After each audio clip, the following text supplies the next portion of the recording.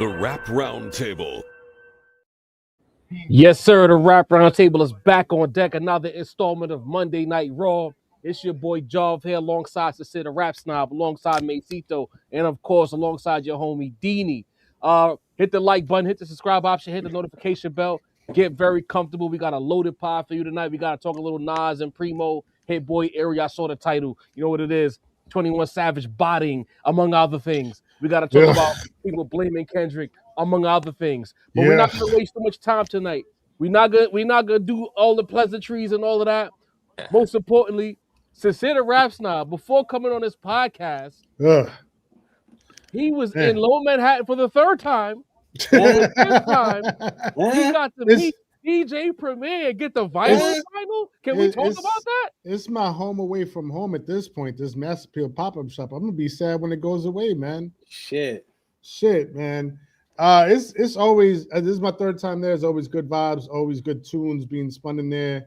Again, like if you haven't seen it, go look up the photos online. Like, you know, I know plenty of people have probably posted photos from inside the pop-up shop. It's like immaculate in there. Like the way that they put it all together is crazy. And I wasn't planning on going back because I've been there twice already. But DJ Premier was in the spot today. And you know, never say that I'm too Hollywood to wait online to go get, you know, to go be a fan and get some vinyl signed from one of the most legendary of legends of all time. It's cold as fuck right now in New York. Yeah. I had, you know, this hoodie, my North Face on, but at a certain point, waiting on that line, that cold started creeping through.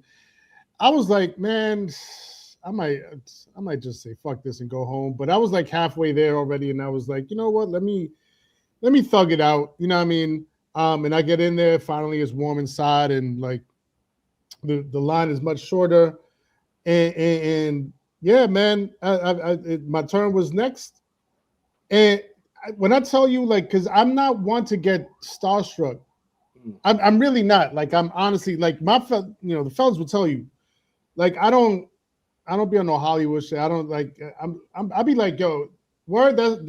That's what's the name over there. All right, that's cool. Whatever. You know, like I always play it cool. But as soon as I heard DJ Premier was going to be at the Mass Appeal pop-up shop, I was like, I have to be there. I have to meet the god. And then like for me to be like the next guy on the line. By the time I got next online, it was crazy. Like I was like a little kid getting nervous. Like, oh shit, what am I gonna say? Like, how do I give him a grown man handshake? Do I give him a dap? Do I give like what do I do? Like, and then like you know, I just walked over to the table, and I don't know all the words left my mind. Like I was speechless, man. That's the God right there. That's the man behind New York State of Mind, unbelievable. Mad, the Jay-Z, oh my God, what? Can't remember the Jay-Z. That's telling, huh? Yo, yeah, right. Why did I just blame on the Jay-Z? Or was it so ghetto? Fuck all of that. How did it go meeting Primo? We don't want to hear all this other shit, man. But I mean, it was mad quick. It was like a good, I don't know, few minutes. Like there was mad people on the line. There was mad people that they still have to get to. And like I got there at like look, the shit said 5 to 7, right? So I'm like, all right, I get there at 5. I know there's gonna be people online already or whatever, but like if it's between 5 and 7, like I'm good, I'm golden, right? I get there like around 6, I go home, whatever. It's like 7 o'clock by the time I get there, and there's still people on the line and shit, you know. So like they was like really moving people along. You know, like I gave him the handshake. He signed my vinyl. I literally told him like exactly what I told y'all. Like I've never waited online to meet somebody ever in my life. Like that's just not something that I do. Like no disrespect to anybody that does that, but it's just something I've never, felt the urge to do. But like DJ Premier is DJ Premier, man. Like his production holds such a soundtrack to my life. You know, the Nas Biggie J joints, the Gangstar shit, Most Def, Royce the 5'9", J. Rue, Group Home. The list goes on and on, man. And it was just it was such an honor. Like I really felt like I was in the presence of like real royalty, you know. And I have nothing but the utmost like, you know, honor and respect for that man. And like he's really built like so much of the soundtrack to my life. I was just honored to like give him the handshake, you know, let him know like this is, you know, I had to come out, you know, to meet you, shake your hand, you know, get a little vinyl signed and make sure that I get the stamp from the God, DJ Premier, man. Like, and that was it. Like it was really like mad quick. But it was at the end of the day, it was worth it. You know, I got the vinyl signed and got his stamp on it. It's amazing. It's amazing. Good time, man. Sam, you sound a little choked up, dog. I mean, look, like it's legendary shit. Yeah, like again, like there's not too many people that I could say like, you know, are the soundtrack to my youth. Production wise, you know, like there's artists, of course, but like as a producer, and I think because I also, you know, produce and make beats and like it's just it's a different type of connection, you know. Like you know, like if I were to meet Nas, like of course, you know, that would be legendary. But I don't rap, you know. I don't MC. Yo, I was about to. I didn't want to like. I didn't want to kill it for a minute, but I was like, yo, he was like, you know, like 4 millimeters away from the brother. You know what I'm saying? But like, it wasn't an official greeting. I mean, so I respect. That's why I let Sam rock out. We didn't meet him. You know, so it wasn't like that. But he was like we were within like you know.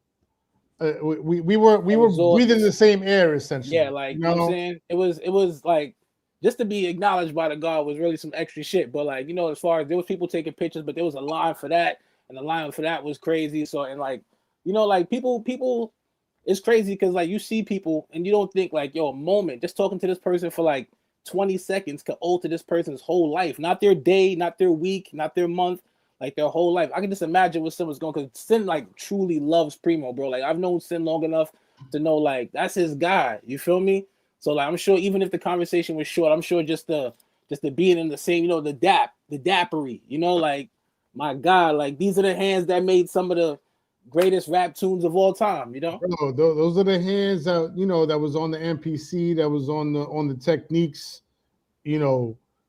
Creating, you know, jump patterns, chopping up samples, and scratching to create, you know, some of the most historic, legendary, iconic instrumentals of all time, and like shit that, you know, and then like, because if you're on Twitter, you might remember. I know Mace remembers. Deanie, I don't know because he don't be on Twitter, but I know Mace remembers. Like a couple of years ago.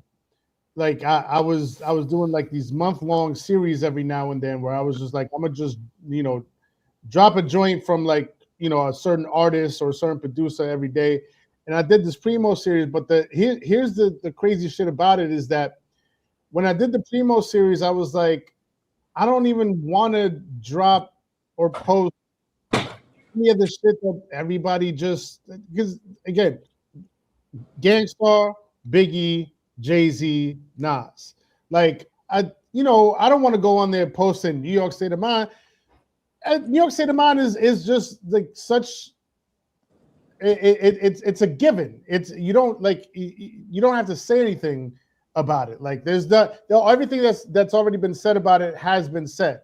You know, or anything that needs to be said about it has already been said. So, you know, like I made it a point to just like dig into the deeper cuts, you know, the ones that didn't get the limelight that Gangsta, Jay-Z, Nas, or Biggie might have gotten, right? Oh, and like going through his discography, his production discography, it was just like, even with smaller artists like a Paula Perry or a Bahamadia, or the 2 whole albums he made for J. Rue the Damager, the Group Home album, like the NYG. We were just talking like not too long ago about the NYGs and Screwball and Black Paul. Like it's so many deep primo cuts, and every time you throw it on, the beat is just phenomenal. It's like, holy shit. Like, how did he manage to craft so many legendary, phenomenal head snapping beats? And so like for me again, like now, I as in this era of my life, I consider myself a beat maker, producer. Like there's that extra connection of it there, where it's like, yo, like this is really the God that I really like, crafted a lot of my shit after, like I would be like, yo, how can I get my shit to knock like Preem's? How can I get my chops to like, work together so seamlessly like Preem's? Like, I feel like I know amazing. why Sin is going on the Preem rant to open the show. Considering the first topic today, y'all want to get into it? I feel like I see why you being. Don't Macito, don't get nervous and rush the pot along. I ain't get to talk yet. Like, let my man Sin cook. Don't panic. You know what I mean? But yeah, man. All I know is I'm hearing this guy talk about me and Primo, and all I'm thinking to myself is his palms are sweaty, knee deep, arms heavy. What the fuck, you gonna pee yourself when you met Primo? No, listen. I'm gonna keep it as stacked. Don't ever say I'm too cool, too Hollywood to keep it 100 with y'all. Like I pulled up because I've never done like a meet and greet. I've never done this. So like I pull up and I'm like, all right, what's the protocol? What do I do? Like, what do I say? What up? Where do I stand? Yo. And then they're about to take the flick, and I'm like, oh, I don't know, like, do it. How close do I get to him? Like, and then he like, shovels over to me, and I'm Michael Jackson back in the day. You was gonna pass out. Do I put my arm around? Like, I don't know what the fuck to do. Like, it's just such to be quite honest, when you have that kind of revere for a person, you don't know what's going. You know what I'm saying? You might hug the nigga. That's why I said a hug, dap, salute. It's so much respect. You give a compound. He's like an uncle. No, we lock it right here. We locked the handshake in, but beyond that, because then it was like he was gonna sign my shit. Where do I stand? Because it's because when we went, Jav, it's in that little cubicle area with the Nas and Primo poster towards the back of the venue. Towards the back, so it's not very spacious. So it's like, and there was already stuff in there, so it was like, fuck, like I'm trying to find the space for myself. It was to be quite honest, like now that I've done a meet and greet, for the first time in my 47 years. It's kind of an awkward experience, because it's like, like they got to move it along. There's mad people waiting online, and it's so much I want to say. It's not. It happens so fast. Nah, it's true. Like I wanted to at least have like a brief convo with the man, but like that's not conducive. The situation is not conducive for that. So yeah, man. Nah, nigga said I'm not gonna wash my hands for 2 days. Nigga said I can't talk if I meet S. Carter. Yo, I'm from New York. You know celebrities we see every day, bro. Yo, facts, you know what I'm saying? Bro. Like I would just Especially what up. Like I probably wouldn't try to, because Jay's so fickle. I wouldn't even try to converse with him. I would just say what up, get the pound, and keep it moving. Like because I know Jay-Z. Jay-Z's a fickle guy. You can't have full bills with Hov. You got to just keep it cool and keep it moving. Right. You know what I mean? Straight like that. But anyway, now that we've gotten the the Evils. I finally remember the Jay-Z joint. Oh, please. You know what I mean? Moving on. You know what I'm saying? It's a classic, man. The Evils is a classic. Sincere the Rap Snob suggested a topic that I thought was pretty genius. I had a different idea. We'll probably get to it later in the segment, but Sincere's topic actually, I felt like it was a good way to start the podcast.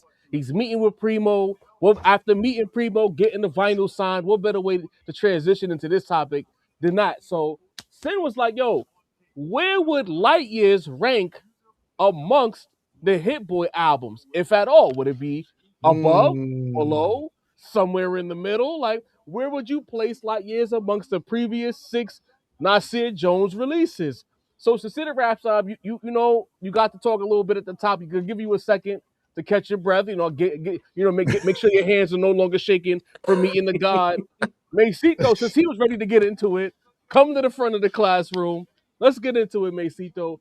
Where would you place Light Years amongst the last 6 Hit Boy albums? First, middle, last. Don't be afraid to speak your truth. We telling the truth tonight. I think it's clear where that KD3 and Magic 1.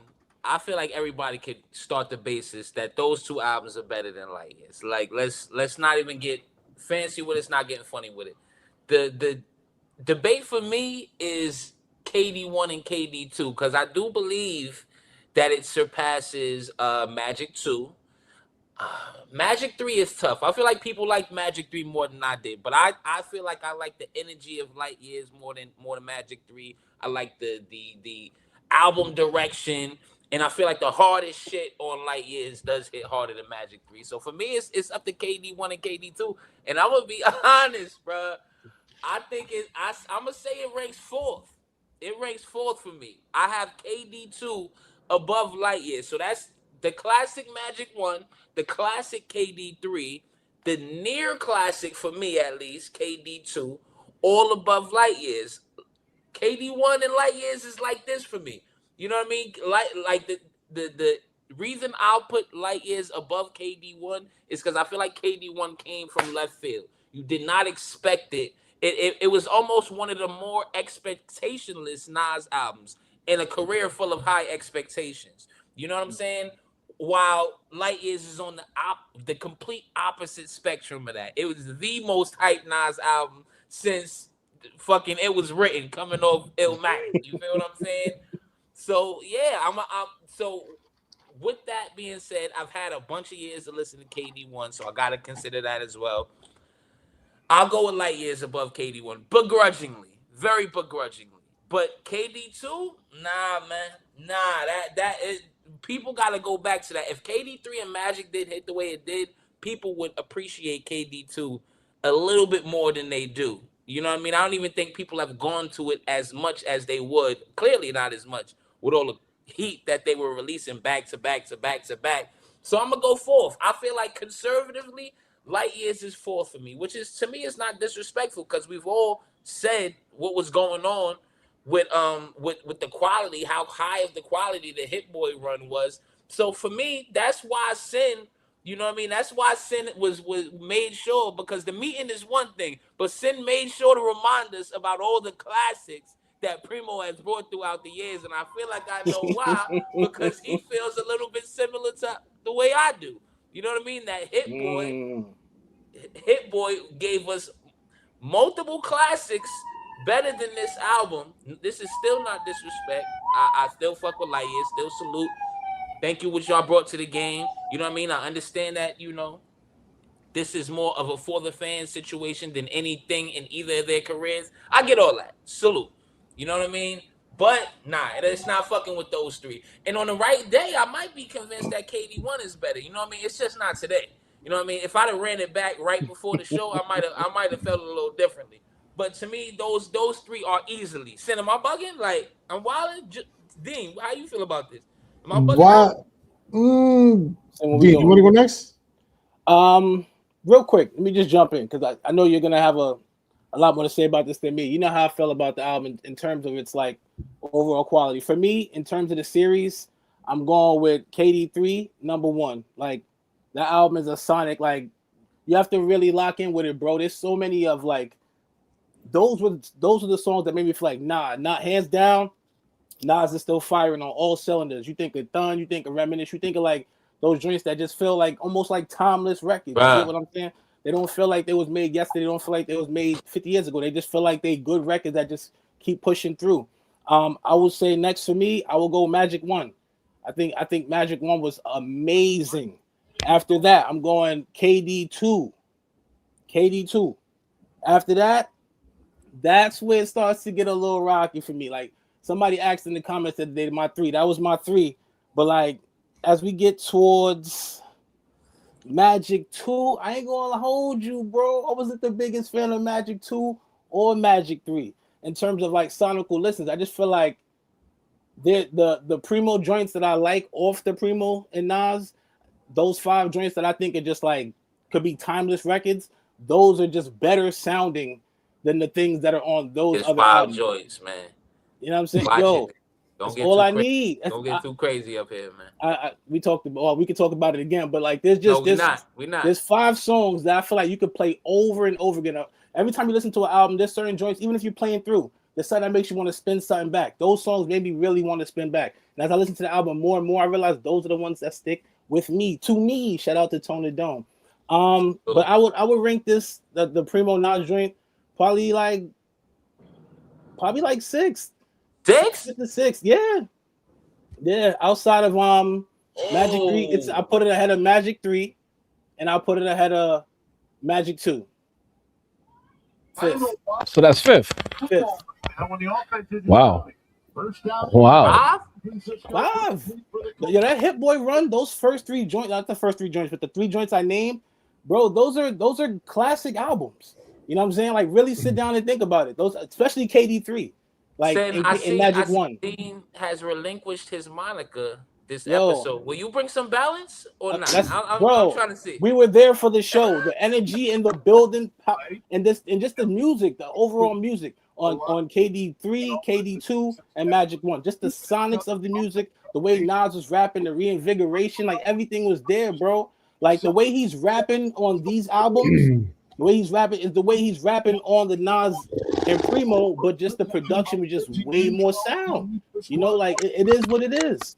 Like I'm sure if you talk to Primo today, your conversation would be more based on, yo, I love what you've done for hip hop. Would the conversation be based primarily on what it is right now? It's what you've done. He's done amazing things. Didn't he always thinks he knows me, man?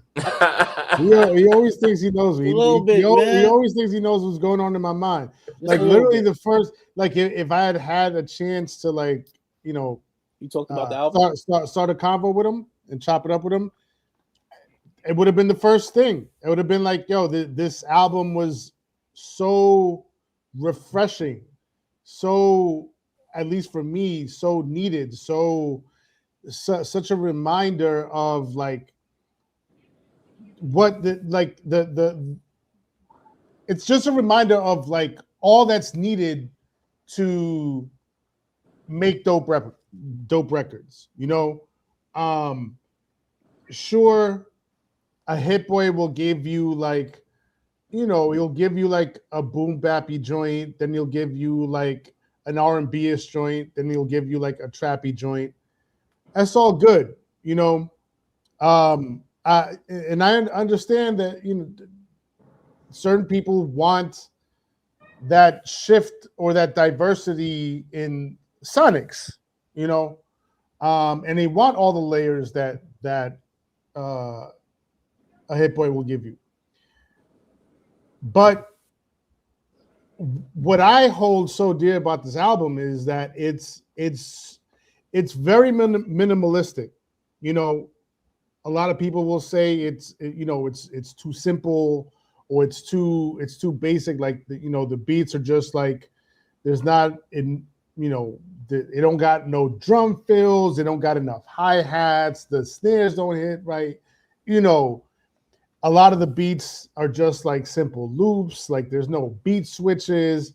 You know, Hitboy is good for a beat switch, you know. So like, and so I get that. So if you're part of that audience, right, that needs the production, and I don't want to paint it as if I don't appreciate that stuff, because I do. I appreciate everything that Hitboy did in that series, in that run. But at the same time, because two things can't be true. At the same time, I listened to this Primo album with Nas, and I'm like, it's so back to basics. It's so minimalistic. It's so like stripped to like the bare essence. You get a sample, you get a kick, you get a snare, maybe even an occasional hi-hat, maybe not. I don't know. Depends on the mood. Maybe I'm in the mood for a hi-hat today. Maybe another day I just want just a kick and a snare and that's it. You know? And so like some of the production was just that. Like the one that comes to mind first is Shine Together. You know, loop, kick, snare, call it a day, right? So in a sense, I get where people are coming from, where like, because my boy, who's also like a lifelong Primo fan, he was like, yeah, Primo kind of mailed it in, you know, he kind of phoned it in on this album. Sure, you could, you could paint it that way, you know, you could create the narrative that way, or you could just say, listen, all they wanted to do was just take it back to the essence, the basics, just drums, sample, kick, snare, you know, and have the MC in Nas really take over the show. And goddamn, did he take over the show? You know, to me, Nas on this album rhyme consistently throughout the project, rhyme better than any of the KD projects. Whoa. Wow. KD3? I'm KD3. He ran better than all KD3. Magic 1. And I just feel, and I feel like it's because he felt. It's like he felt at home. It's like he was rapping his ass off. Let's not send his on to some, but it's like, you heard KD3 recently? Yeah, no, bro. Well, I'm gonna get to that point in a second. But I like on initial reaction, I'm like, this is the best rapping I've heard from him since KD1 even started. And again, that's not to say that he was any sort of slouch in that KD series. That KD series, he was like you could see the buildup. You know, you could see him ascending. You could see him sharpening his sword. Pause, if applicable. But you could you could see him honing his sharpening his blade, not his sword. It's the same thing. It's not. Anyway, but you could see him honing his craft, and so like I know I'm going off on a rant here, but to that point, I think that part of the thing that's going on here with the reaction to the KD series and now the reaction to the Primo album is we didn't expect anything out of the Hitboy Primo. I'm sorry, we didn't expect anything out of the Hitboy, the Hitboy and Nas series, and we saw Nas and Hitboy consistently ascend and consistently get more comfortable with each other, and Nas honing his craft and getting more comfortable on Hitboy productions, and Hitboy getting better at crafting productions that would fit Nas. We saw that build up to the point where we got Magic and KD3. We saw that happening, right? This is the first, despite what everybody expected from 20 years ago, 25 years ago, 30 years ago. This is still the first Nas and Primo full album together, right? So I'm thinking if you let them loose for another, let's say at least 3 projects, would we not see them ascend? Would we not see them get more comfortable with each other? We're judging the Nas and Primo album, the one Nas and Primo album, with 6 different Hitboy and Nas projects where they got a chance to like really work out the kinks. You compare this to KD1, I'm sorry, it's a wash. Light years ahead of KD1, right? Now KD2, KD3, and Magic, that's a different story, right? But all I'm saying is that with this Nas and Primo project, people's. Hey, hold on. Did you place it anywhere? It's been a lot of talking. It's been a lot of yammering. Have you answered the question? Now, as to where I place it, it's top 3. Top 3. Top 3. It's top 3. All that to be safe. It is. KD3. It's in there with the KD3. I thought you was gonna say number 1, Sin. It's in there with the KD3, Magic, and now Light Years. Now, the reason I'm not immediately putting it up there beyond those two is because I haven't spun them. I would have to spin them all consecutively to really make that assessment.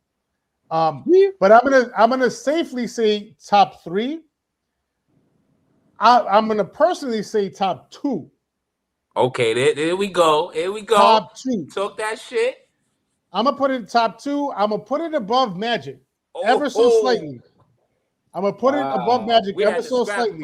Whatever happened to wanting to press play, dog? And KD3 is a monster. KD3 is a monster. If I'm, there's not much else that can be said about it.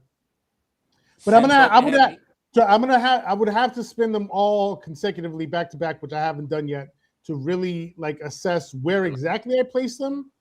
But conservatively, objectively, top 3. But for me, I'm putting it top 2. Top 2. So are we basing this on just it's KD3 and Light Years, and that's it. Because I'm looking at this KD2, there's just so much good music, not just raps, not just beats. There's just so much good music. What are we talking about here? We're talking about rap music. I see good beats Death and Row good lines. East. I see 40 Side. Death Row East. You can keep Death Row East if I'm being honest. Nah, come on, bro. You can keep it. I know that's chill. I won't not too much on it because I know that's Lisa's moments. But you can keep Death Row Hill. You can keep Death Row 3. EPMD 2, Eminem ruined that song. Okay. Take Rare was cool. YK All right, it's cool. You gotta it's give not, it for the I'm streets. Fire. I fucking thought so. I was waiting on you at the door. That's cool. Come on, that's brunch cool. on Sundays? But it's not brunch on Sundays. I was never a big fan. So you saying that? I'm gonna be honest. For the sake of clarity, I don't want this to get lost. I don't want this to get buried. For the sake of clarity, you're saying that the only thing that Light Years isn't better than is KD3? Yes. I'm saying Magic 1? Hold on. Better than Magic 1 is crazy. Here's what I'm saying. What I'm saying is where it's sitting for me right now, based on memory. The way I felt about KD3 and the way I'm feeling about Light Years is pretty on par.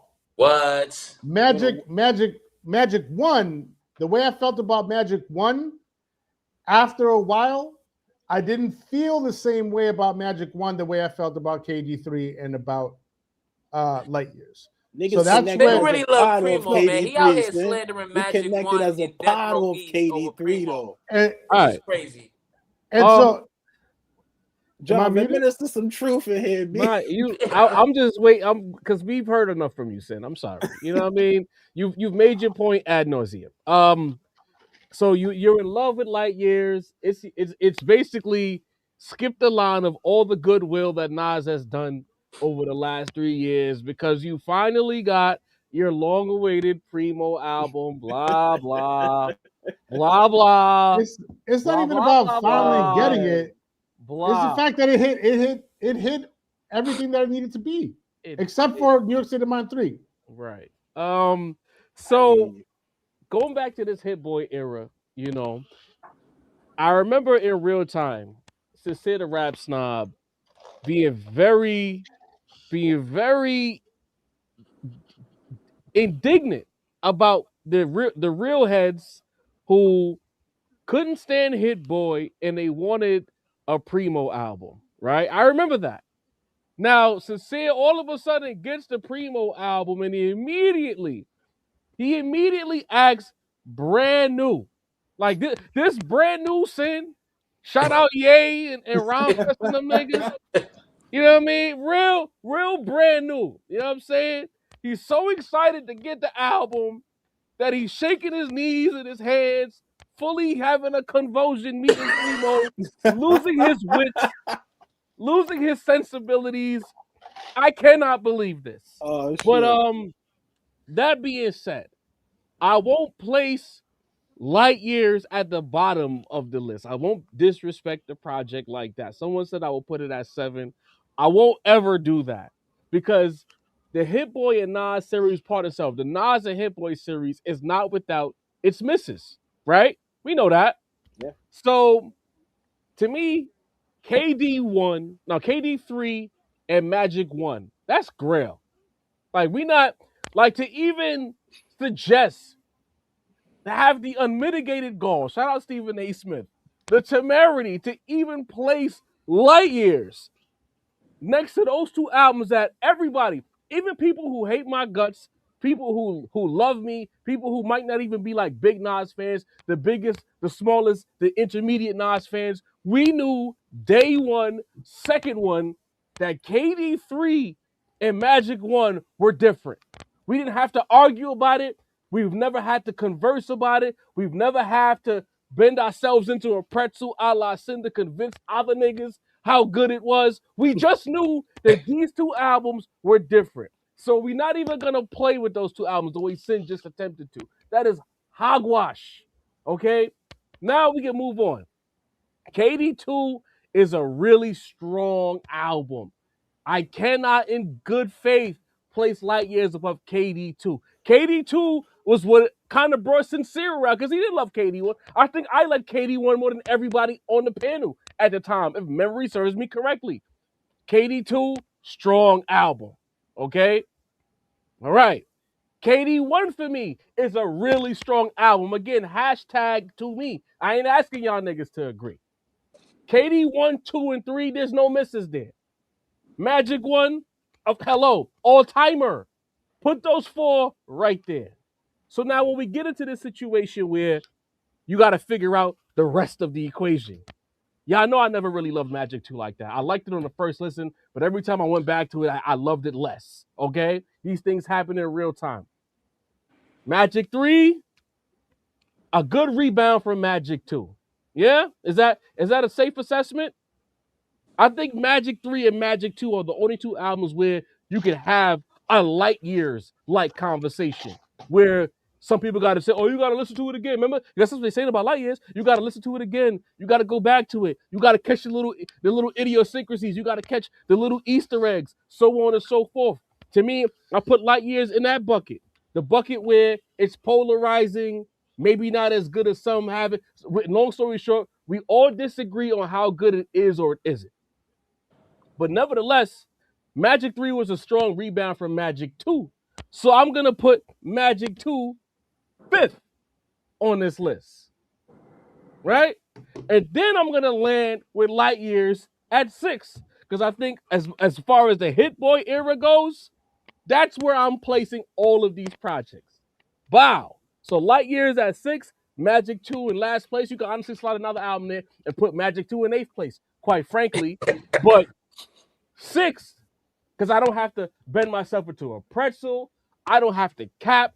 I don't have to front. I don't have to sell you on what was chopped and what sample was this, and you just don't get it. I don't need a documentary about beat breaks. We're just talking about high caliber, high quality music.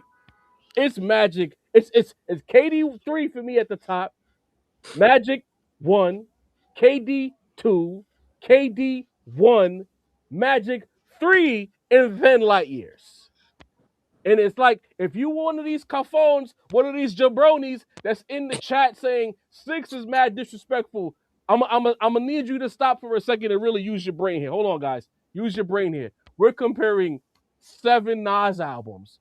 Who's disrespectful to what? 7 high tier Nas albums. So when you say it's disrespectful, ask yourself, what is it disrespectful to? Because now, what do y'all think that any of the KD era or Magic era albums are trash? You think they're all good? You think Light Years is good? So who is it disrespecting exactly? Use your brains. What you know that meme? That shit that Angel Reese do? You know what I mean? Use your brains. Who was it disrespectful to? There is no disrespect here. We just talking about music, guys. Go ahead, Sid. I know you got something to say. I mean, And it's one disgusted right now, for the record. For one, I don't expect.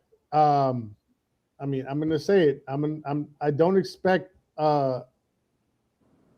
such a heavy Jay-Z fan.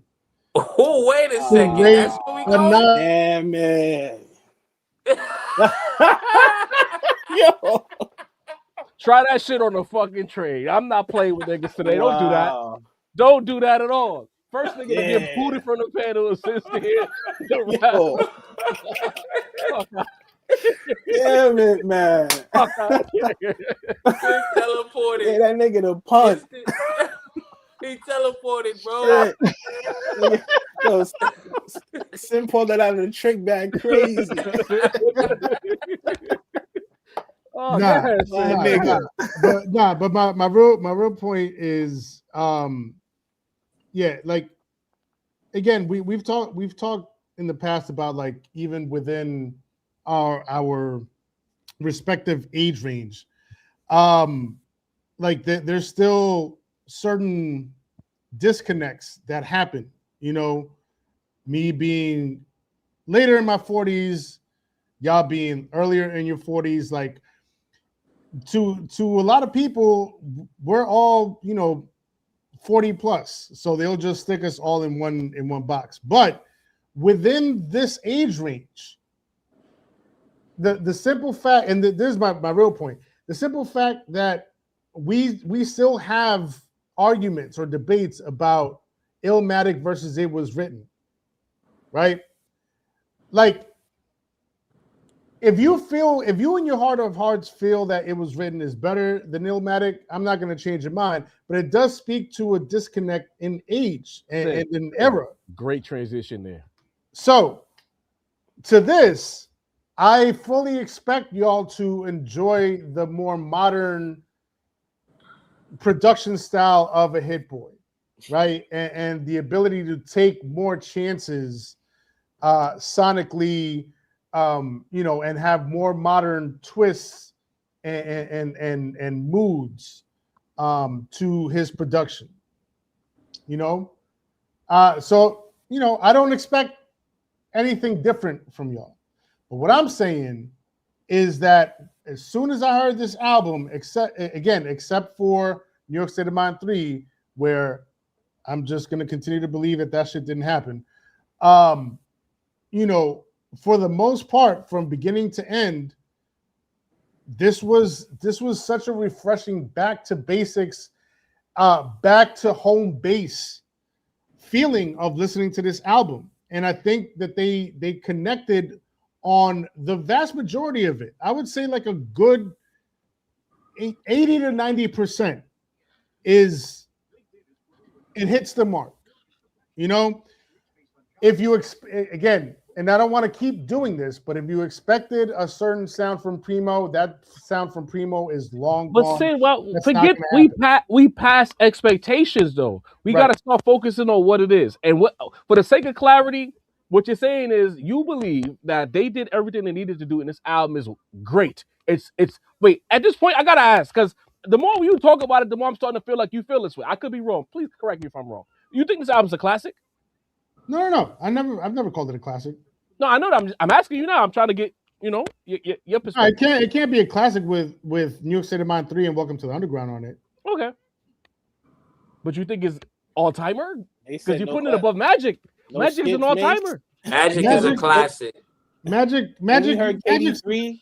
Magic's not a classic. Let's be honest. Magic's not a classic. KD3 let's is more stop a classic. it. You never fought back about us calling Magic a classic ever. And we never had to explain it. We didn't have to say, yo, if you don't get KD3, it's because you're not old enough. If you don't get this, like he got his new chick. And he want to front on his old chick. But old bitch, you front on your old hoe, son. You front on your old hoe. You love that. Hasa Diddy now. She held you down. Okay. Yes, Hitboy and Nas held me down until I heard the Nas and Primo. Wow. It is what it is. Crazy. That's Salute, crazy. Down with the shit. salute to Hitboy. You know, and I love what Hitboy did. And sure, the production was more. It was more layered. It was more, exciting. It was more dynamic. There was more tricks in the bag. I understand all of that, right? Objectively, I understand all of that. But again, what I'm saying is that there is something to be said for going back to basics, back to home base. This is what this album is for me. Back to home base. And not back to home base in the sense that, like DJ Premier sounds like he did in 95. We all know he doesn't. But be that as it may, my life is real. I will find myself humming the piano chord progression as wild as that chord progression is. Like, it's just like the pianos just sound like somebody's just like prink, prink, prink, prink with their hands and not really having much of a direction. But something about it is just like it's stuck in my head. And I will keep reciting it over and over again as the day goes on. Get ready. I will recite that beat. Like, that beat is stuck in my head. The writers, it's time. There's a couple of joints I would put on here. Gods, Speechless. There's a couple of joints. If we had a real versus between that Light Years album and each of those KD joints. You're gonna ask me a question and then you're gonna answer it for me, bro. Yeah. What are we doing? There's a couple of joints on track here. For track. Oh boy. There's a couple of joints on here. Writers is right up there with anything on the KD3 series. Writers is up there with Done. Writers is up there with Speechless. It's up there.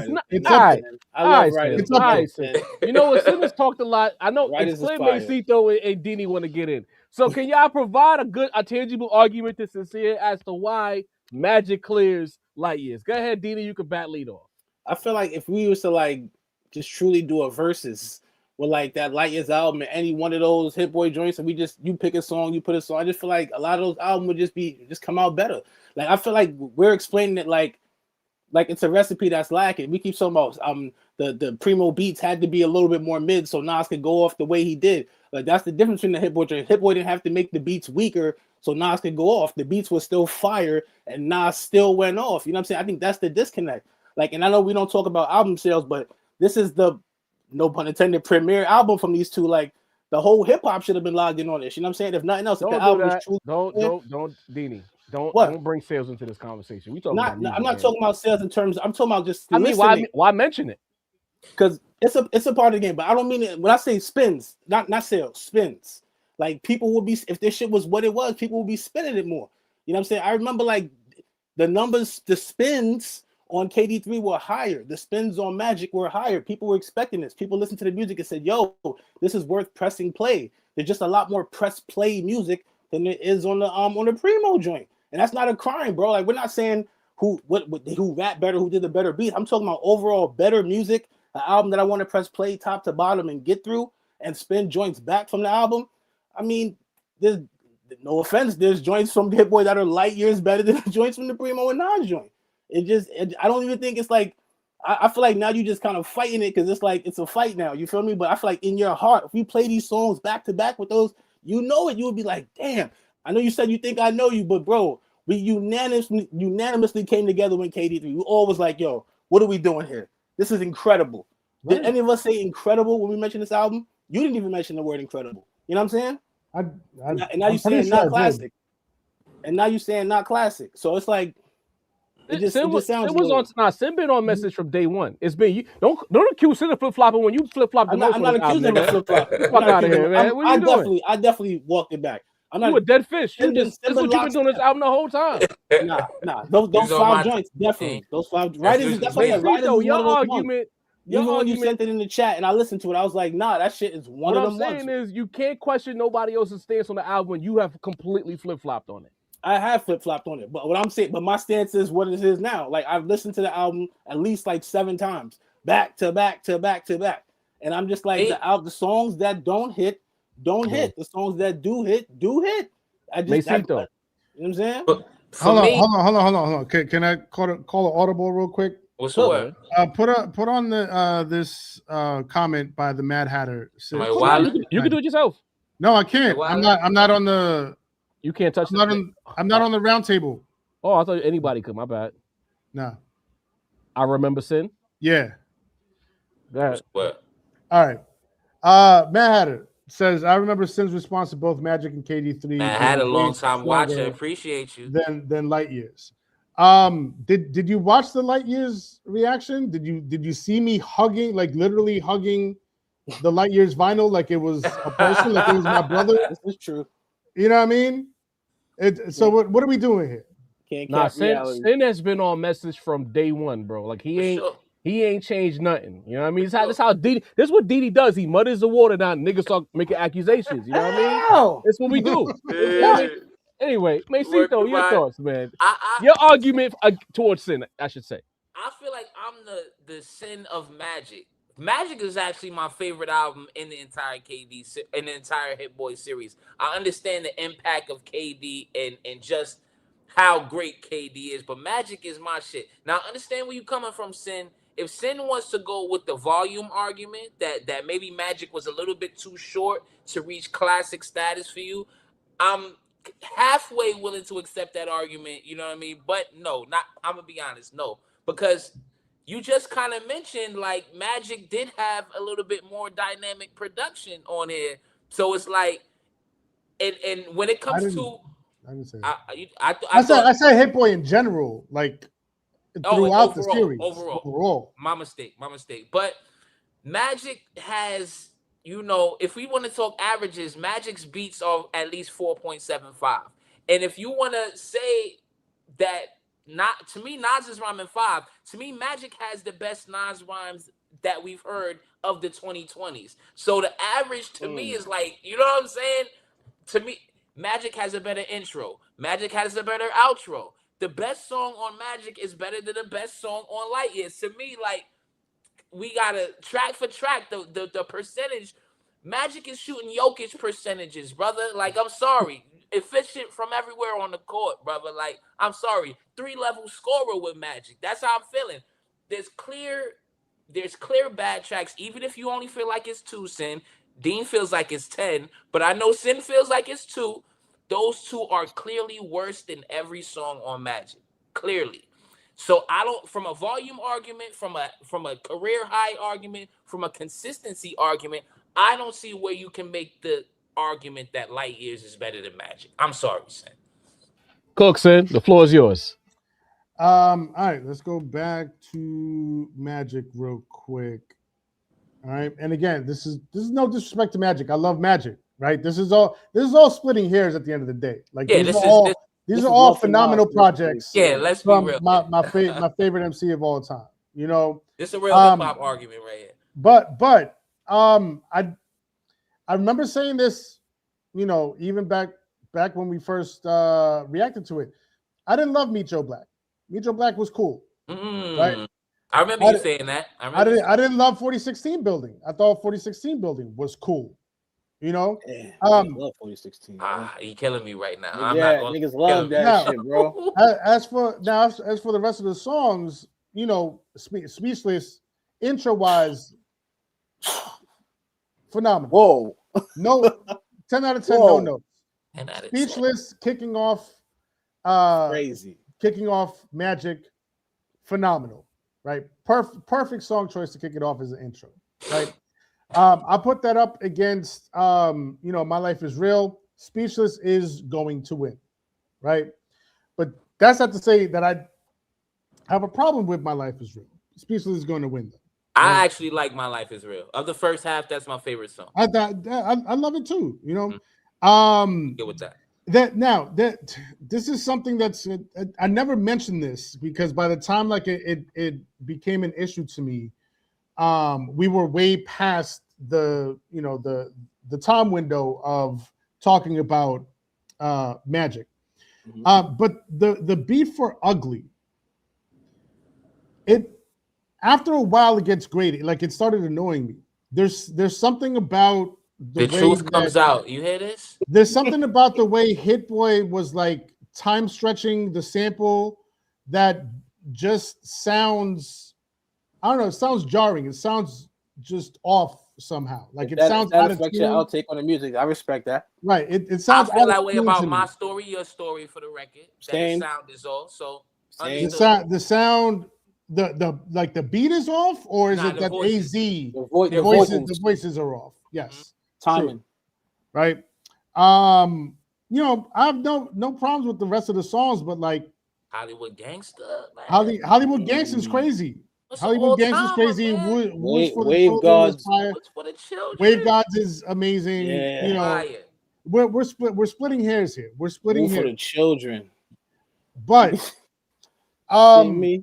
I'm not, out of the songs that I don't like, I'm not going to say that New York State of Mind 3 is better than Meet Joe Black.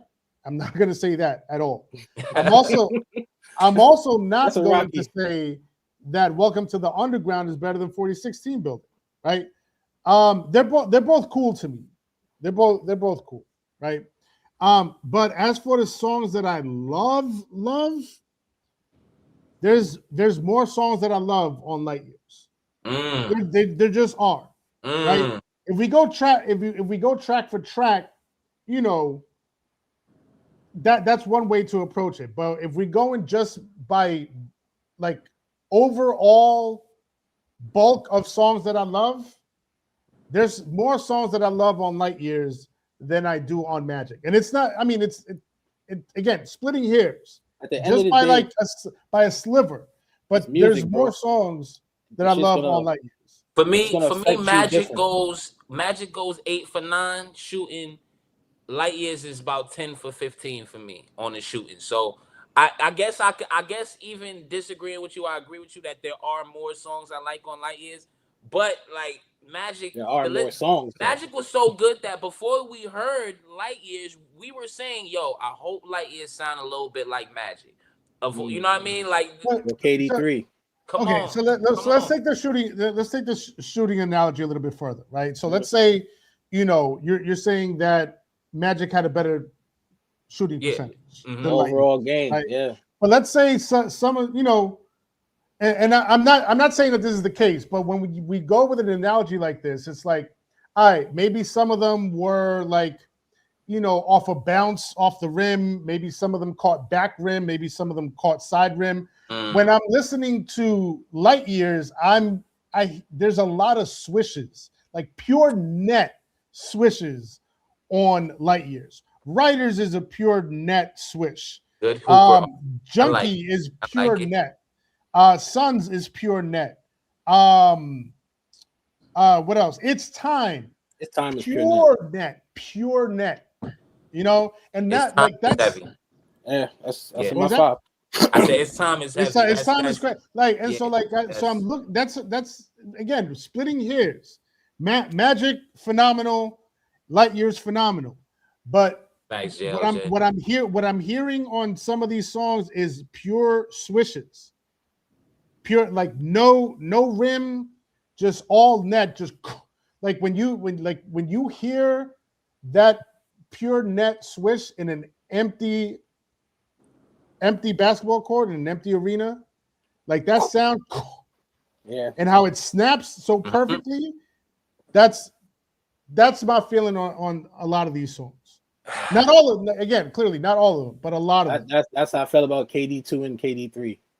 I feel like so much great music just came out of that album, bro.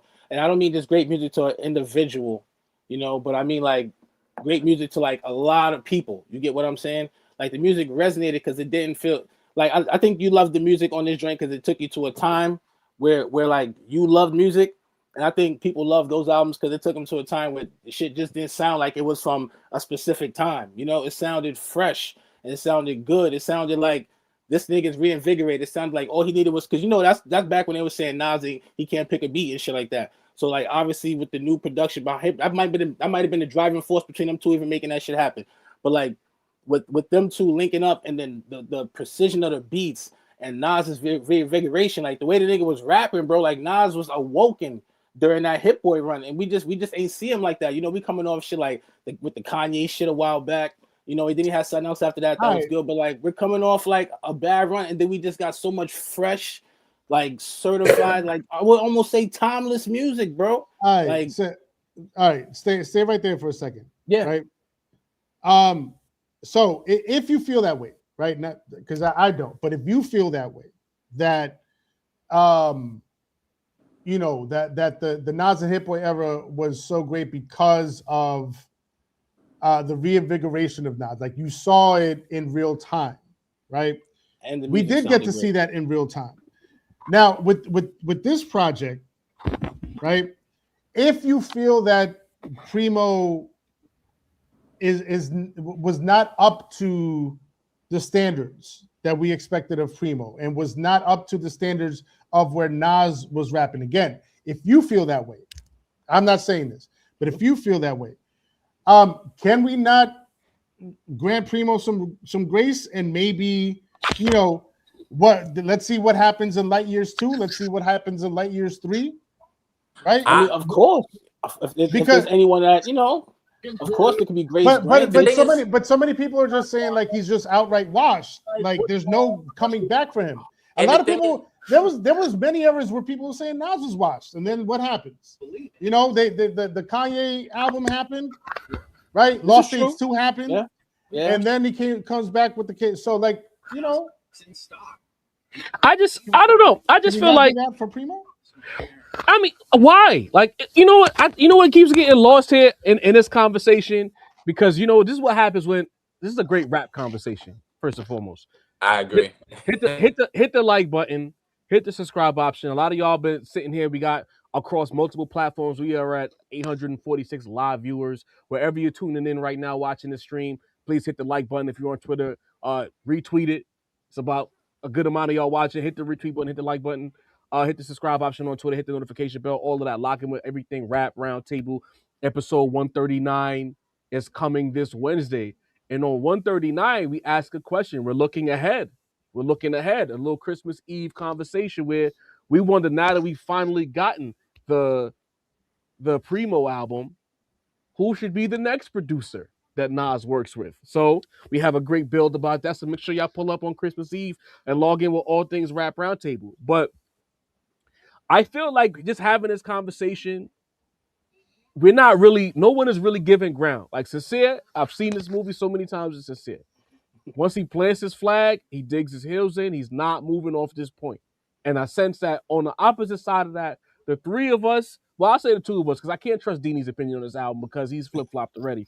So Mesito and I kind of dug in on the opposite end of that conversation where it's just like, we like this, and it's getting into a situation where we're kind of attacking sensibilities. Sincere's calling us young and stupid. We're saying that you're just happy for the fucking album that you've always wanted. And I don't think anyone is really being fair about it. I just think for me, my basis on this whole conversation is just the music.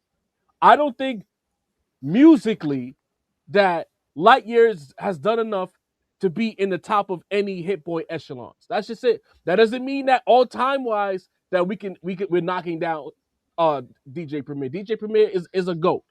Long story less long. There's nothing to talk about. We just lost Mace. There's nothing to talk about on that front. But I just think song for song, if we were to just, and we might have, I don't even know if it's draft applicable, but if you just pull all of the songs, no orders, just pull all of the songs and just make one big like Nas playlist with every song from all 6 Hitboy albums and the Light Years project, that as we have a listening experience, we would enjoy the Hitboy songs better. Now, I know Sincere the Rap Snob, he has the producer's ear. And when you have the producer's ear, your affinity and your appreciation for what makes a song itself from the ground up, he's hearing things that we're just not listening for. And I got to respect that.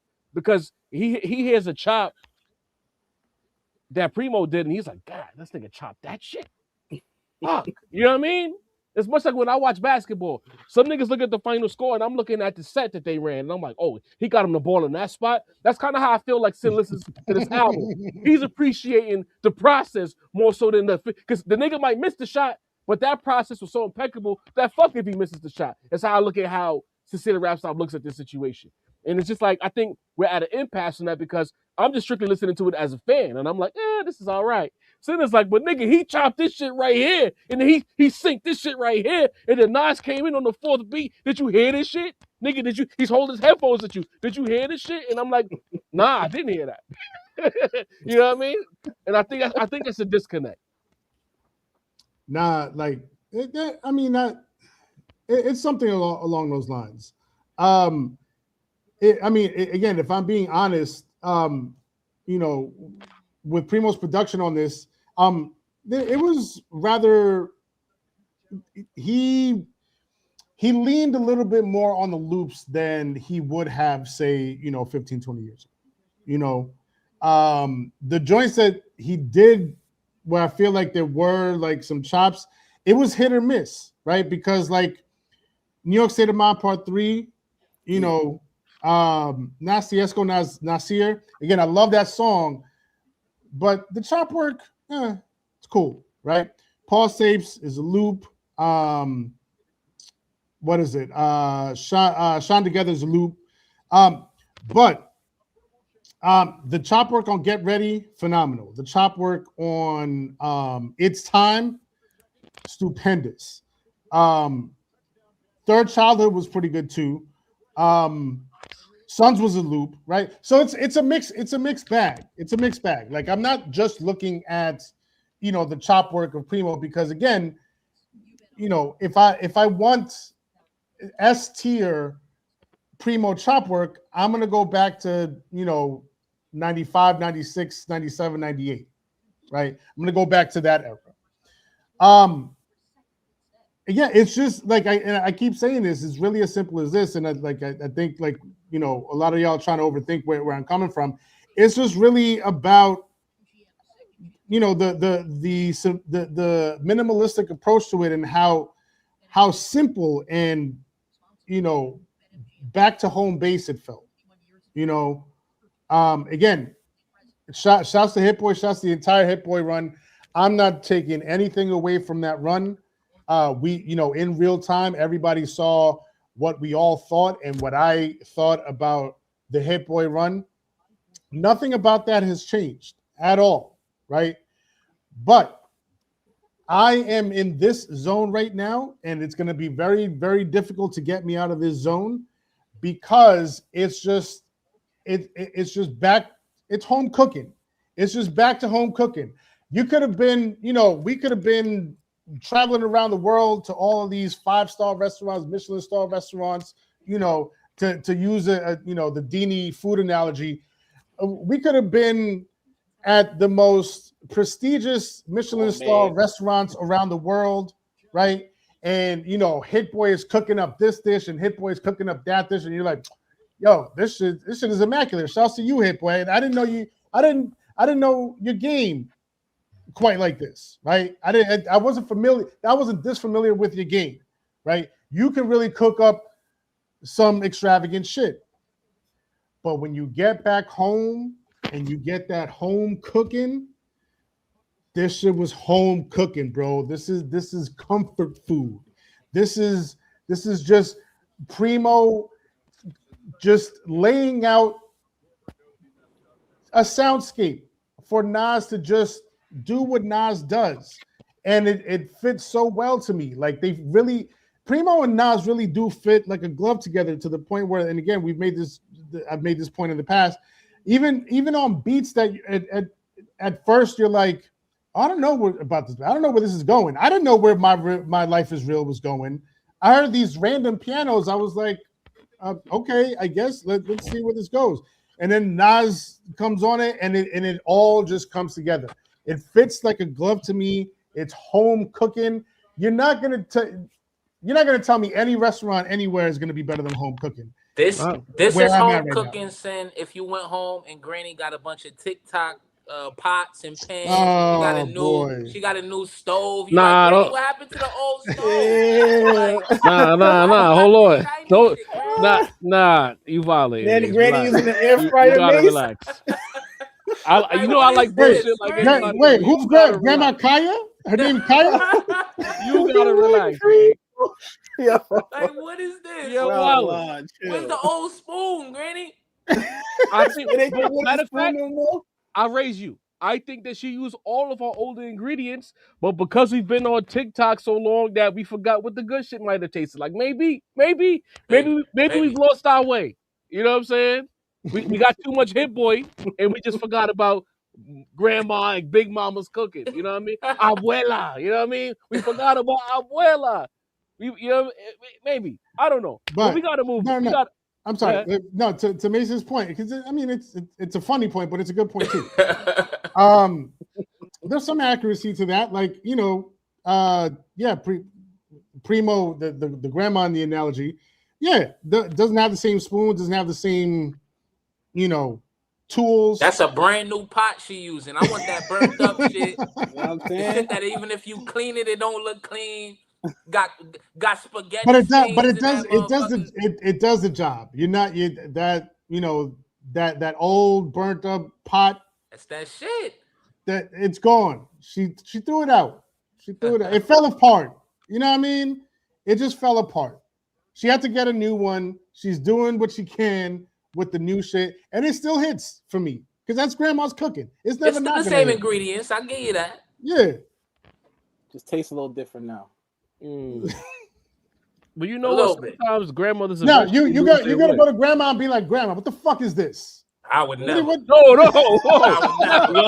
What you serving me, Grandma? What's wrong with you? We're gonna eat the food and say it's amazing. You kidding me? Flip the plate. You know what I mean? Like, Granny, it's shit out of it. some joints in This here, shit Granny, busting, but it's not Granny. hitting like You that. used to cook me 20 years ago. Nah, what is that shit? Granny, these pause plates is amazing. You know what I mean? Hey, but we can talk about this for hours, and we know the audience is loving it. Again, log in this Wednesday. This Wednesday, we got a great conversation for y'all. We choose who we want to hear Nas connect with next, and some of the choices may surprise you. So make sure that y'all pull up this Wednesday, Christmas Eve. You don't gotta watch, just play the shit. You feel me? While you're doing your last minute shopping and whatnot, log in with us. But nevertheless, 21 Savage got exposed. We're not even gonna tap dance around the issue. I'm glad Macito was able to get his technical issues in order, because the irony of this weekend is these are things that we have been laying the groundwork for as far as industry talk. We do a whole in-studio industry segment for situations just like this. The first estimates came out and it said 56,000. We knew the album was trash. Notice we didn't react to it. That album is trash. Man. Like I never heard more repetitive raps in my life. Like he talked at this point, I know too much about 21 as far as how much head he likes, because he rapped about getting head so much in this album that it's just like, okay, we get it. We heard it. We heard it on track 3, track 6, track 12. We get it. Uninspired, bro. Who doesn't like head? We love it. I'm just saying, why we need to hear about it? You're right. Why try to convince us? Like, who doesn't like it? Like, you don't have to sell us on it. Pause. Okay? So we get to this album, we skip it because it's trash. The estimates come out, and we like, this makes a lot of sense, right? Yeah, we saw the interview. We get into that too. But it's Bole or Bale? I don't know. Sit tight. So the estimates come out, and then all of a sudden it's F the streets. We'll get into that later as well. And we're like, hold on. What's going on here, guys? Are we seeing what we seeing here? Because I don't believe what I'm seeing. And then he gets into a situation where the estimates jump up after F the streets from 56,000 to 110,000. Wow. Then we get the report yesterday that Billboard essentially voided 37,000 of those said sales. We knew in real time, people with brains knew in real time that those were bots. There's no way, with no music to support it. Macito, you've warned us. You've told us about it. Can you explain to us what the hell happened with 21 Savage's album sales? This is so insane. It took me a little while to learn what the fuck was going on with these sales, because just like you say, we got numerous reports about what was going on. Everybody knew the 53K that was initially reported. I feel like we all were comfortable with that number because of the climate, first of all, right? But also because there was no joints off of this album that anybody was fucking with. There was no standout tracks. There was nobody saying, yo, this 21 is hitting. The initial report reflected the public, which is what the streaming is supposed to do, right? Especially for a mainstream artist that has big interviews, that has his name everywhere. This is a artist that's being promoted. So initially, I'm like, all right, whatever, you know what I mean. This is just another fall of Ratlanta. You know what I'm saying? We'll speak a little bit about that later. So this is just the natural fall of everything going on with it. That's right around Thug's numbers, a little bit lower than Gunna's numbers, right? So then we get this 110, right? And I feel like everybody was wondering what the fuck was going on with these 110. What was reported about the 110 job, the shit didn't just jump, but they were reported because of a link he put up on Instagram, right? He put up a link on Instagram that was a .biz. If y'all know, y'all could buy things off .biz. A .biz link directly to buy his album, right? And it was reported that link and those sales were the reported numbers that jumped him twice to what his initial numbers were. Over, right? From 53 to 110, that's more than he doubled it just from a link. So we knew it was bullshit off rip. So what Billboard did, and we check out the episode this week because we go more in depth into what Billboard is doing, especially starting next year. Billboard did same thing they did with the Meg Thee Stallion album. If y'all remember, Meg Thee Stallion had a similar situation where her projections jumped crazy. And Billboard said, no, we're filtering out. Even actually, I believe Nicki Minaj on Pink Friday too had another situation where she was giving links to her fans and all of a sudden the projections jumped. Now, what you got to remember is you got to think about the Billboard rules, right? Billboard, what they filtered out this year was people mass buying from specific debit cards. And to me, that's clearly what the botting was going on here. That also, if y'all remember, old boy that's suing Spotify, RBX, that was down with Dr. Dre and back in the day, in his lawsuit, he's basically saying that artists like Drake and the like were having mass buying from places like Turkey, places that didn't even have debit card numbers that could buy thousands and thousands of records. So when you see that happen, Billboard flags that immediately. So that's why Pink Friday 2 got taken down. That's why Meg Thee Stallion shit. And that's what we seeing here with 21 Savage. So the big idea here is Atlanta, y'all fraudulence, we're sick of it. Because the first thing I did when I seen this, it's 53 today, it's 110 today. No, it's actually 73. I don't even know if I believe the 73. Because we heard Young Thug on tape saying what? I had to buy Gunna's records. I had to buy up Gunna's records in order for his shit to go number one. Mm-hmm. Listen, 21 was the last nigga in Atlanta with any aura. Maybe your boy Fuchs, but he gonna have to go to Dredge back. He look a little crazy with the cut, dude. Like, holla at your man. Bro. You know what I mean? Free Bad Dean, holla at your man, bro. So 21 seemed like the last nigga in Atlanta with any aura, with any integrity, because we heard what he was basically sticking up for Gunna in the private phone calls that was released with Thug. He seemed like the only nigga that we felt like, at least they got 21. So to see him get exposed like this, and people, not only that, they fell for the trickery because people were saying, 21, he found a way to promo his way with this fuck the streets movement that has spread like wildfire amongst the rap game.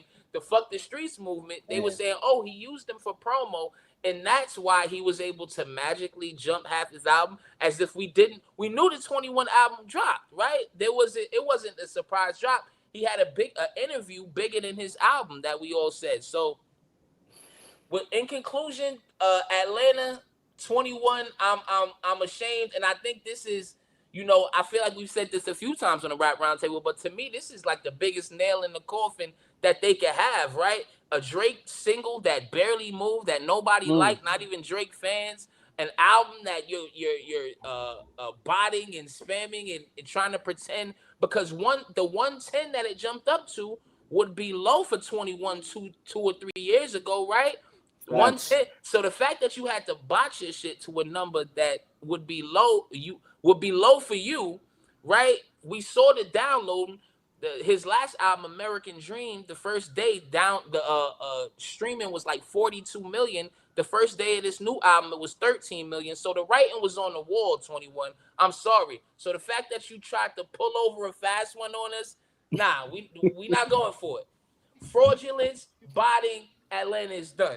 Nasty word. And then a sip of the Bev on the Didi the Coffee Balance. cup. What are your thoughts on this whole situation, man? The body, the music. They tried to pull a fast one. People that we know was it was buying the bullshit that was being sold on top of that. Like, what are your thoughts, man? Perception, man. Like everything is perception. To try to sell us the perception that you're doing as good as you was doing before. Like, as we can see, hip hop is like it's suffering in a lot of ways. Maybe that's why every rapper got a podcast nowadays. But I get it, bro. I get it. 21, you're trying to find your way back, especially when you was the only one holding it down. Everybody else seemed like they was flipping and flapping, going on with the whole thug shit. You seemed like you was standing your ground. You was trying to reinvigorate the streets, but as far as the F the street shit, bro, if I'm a nigga sitting in there from doing a nickel, doing a 10-piece, doing a 20-piece, and I'm hearing niggas talking about F the streets, like I can just imagine how niggas feel, bro. Niggas who really lived and died for this shit, they hear niggas is all of a sudden now F the streets because you don't want to kind of throw your mans under the bus because your mans are part of the very shit you against. It's nasty work, bro. It says a lot about where the South is headed musically. It says a lot about where Atlanta's going. And usually they're the niggas of unity. That's the crazy part about this whole thing. Atlanta, y'all solid goal, like fucking checkpoint has been the unity. Y'all always work through shit together. Now it seems like everything's breaking apart. Future is the last one left, Mace. He's the last one though. He gonna hold on. I know the hair look crazy, but he gonna hold on to the game. He's the last one left. Future, we counting on you. Like everybody looking compromised right now. The sales are looking bad. And you know, if the album sales are bad, you know the shows are bad. So it's a lot of things going on right now in the culture. And I think a lot of people are doing things to save face. It's sad, man. Sincere the rap snob, a man of valor and honor. I know this grinds your gears tremendously. Well, I mean, the botting thing, it's been quite the epidemic for some time in all, in all facets of entertainment and all types of media, hint. Whoa. But here we go. I'm not like so I'm not. It's not like it's going to surprise me. It is disappointing because we've. The saying goes, fake it till you make it.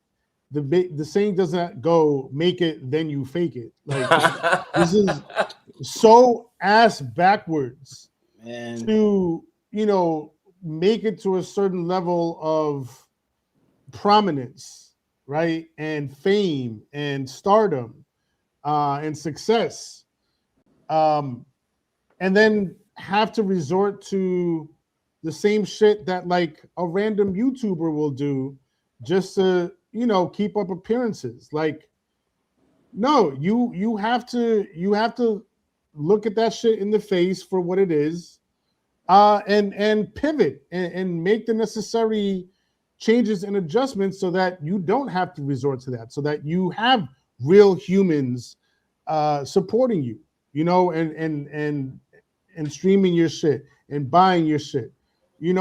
Like I get the urge to, be in that sort of position and be like, oh shit, like I can't let motherfuckers think I'm flopping out here.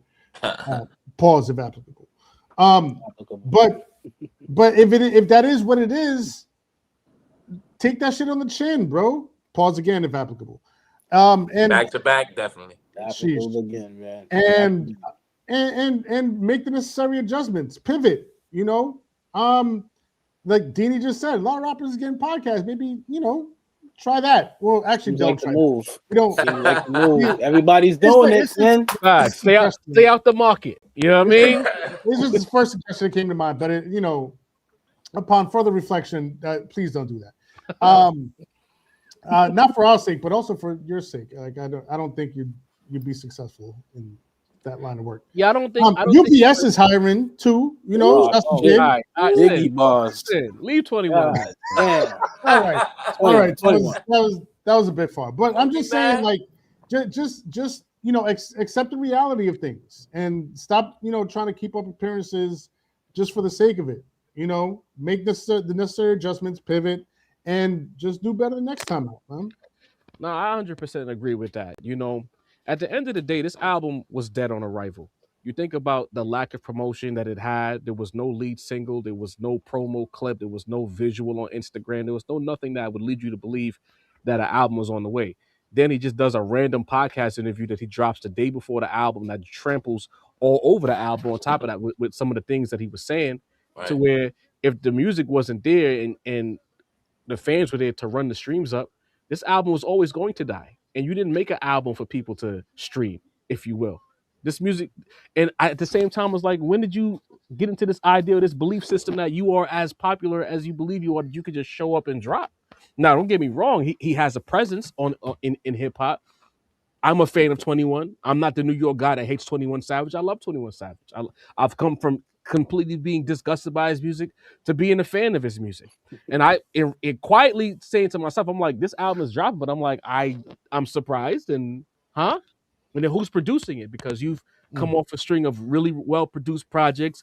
This whole thing with Drake and Metro, is Metro going to be on the project? I feel like Metro's work kind of got buried on this album as well. And I'm just like, yo, if you drop an album and it flops, don't run to the bots. You gotta, but that's the thing now. Atlanta specifically has become such an appearance-based culture. You go on the internet, everything gotta be foreign. Everything gotta be, what's the phrase they use when designer? Designer. I couldn't remember the word. The whip gotta be foreign. The fits gotta be designer. Everything is optics, to where if 21 drops and it's 56K first week, that can't be on his jacket because of the infrastructure that's been established within the city. And if you think about it, Little Baby dropped, and there was some questions about how true his numbers were. Young Thug dropped, flopped, right? We can say that. Am I out of bounds in saying that? You're not. There's been a lot of negative energy around the city as far as the perception. And a lot of times in this era of the internet, perception supersedes reality, you know? But then when that 56K projection hits, perception is reality. The motion ain't motioning how it used to motion. So now you gotta buy bots, and then the thing is, you do this in the face of Billboard been telling us, yo, we're cleaning up the business.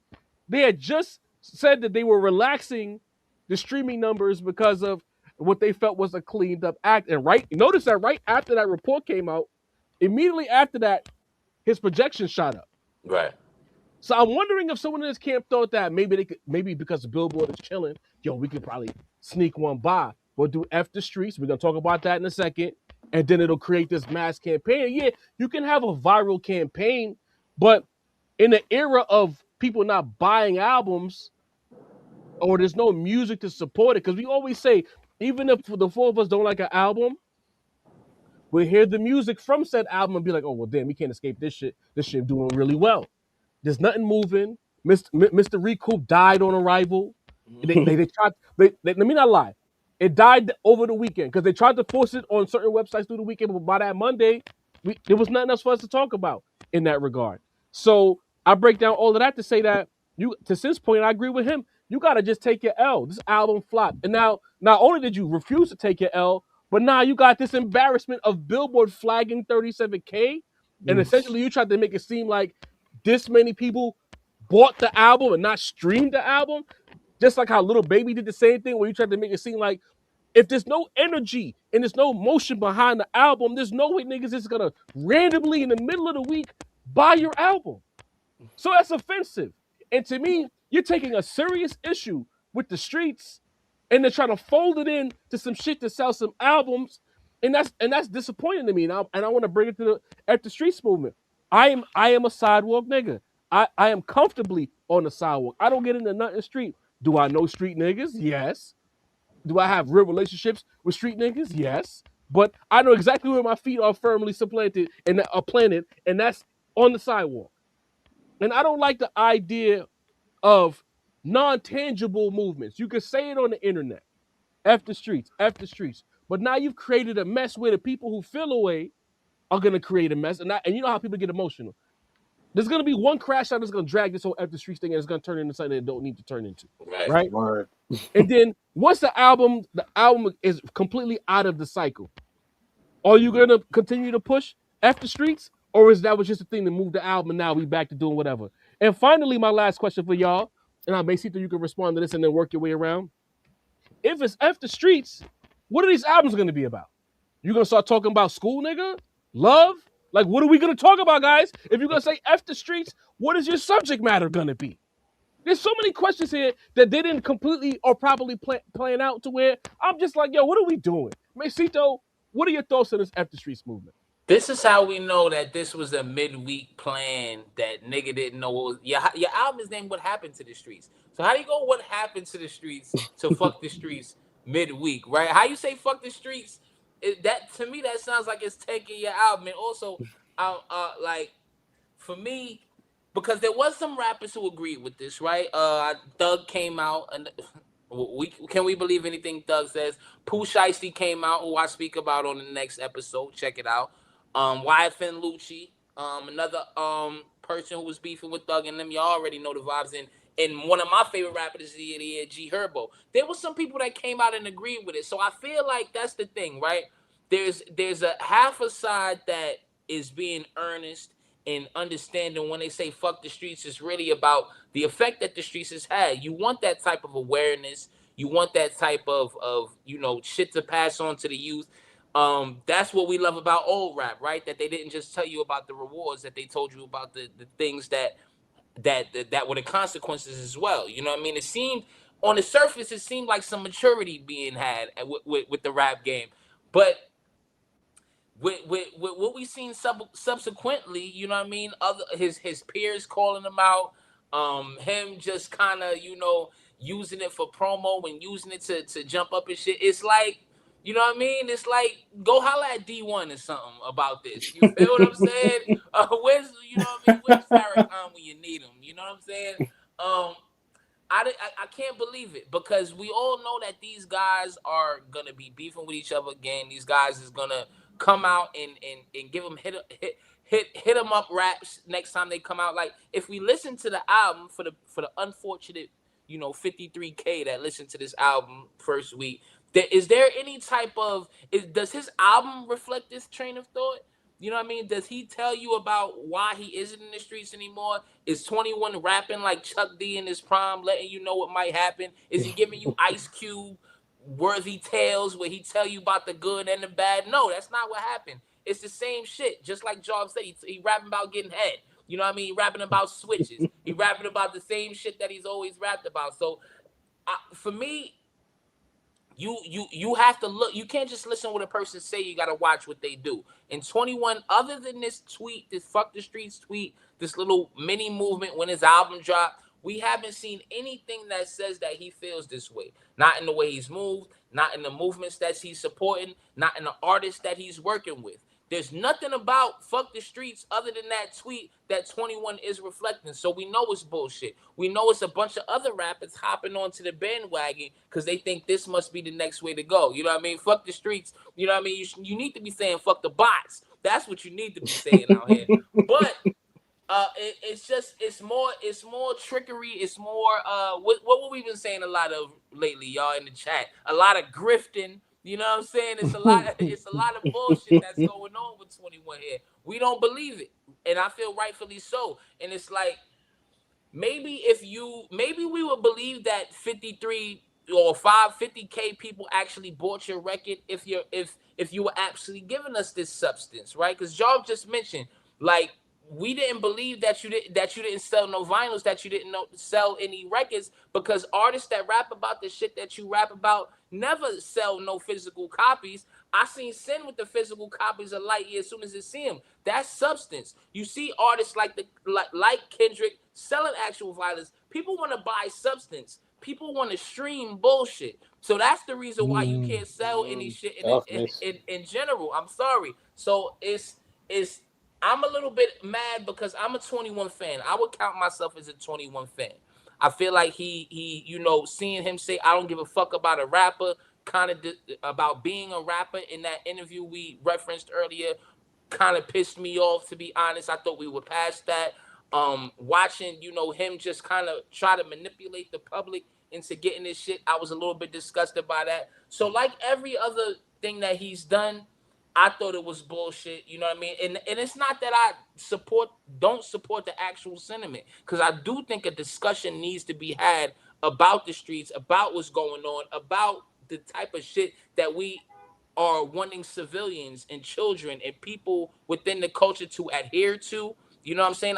There's absolutely a conversation to be had there. But 21 doesn't want to have it. This is bullshit. And we need somebody that actually is a little bit more earnest in their actions and their thoughts to actually bring this up. That is a fact, Besito. Well said. Sincere Rap Snob, your thoughts on this whole movement? You know what I mean? Again, we would love the streets to be quote cleaned up, but I don't want the streets weaponized in a way like that to where it's just something for album promo. That's nasty to me. Go ahead, Sam. Yeah. I always look at when exactly it is that any sort of public figure, any type of person in the limelight decides to make a particular statement. Like, what's the motivation behind the statement? Because it's never just a statement, right? There's always context around it. And some of the more frustrating conversations I have, and you all know this, is when people, make these, false equivalencies where it's like, two people can say the same thing and they'll be like, oh, they both just said the same thing. Right. But what was the context surrounding when they said it? What's the motivation behind it? Right. Has there been, like, to what, Mace just said, which he cooked extensively on and very eloquently on. Wow. Has there been any sign whatsoever that 21 Savage is having a change of heart, is turning over a new leaf, is trying to portray more of a sidewalk guy kind of persona rather than a street guy kind of persona?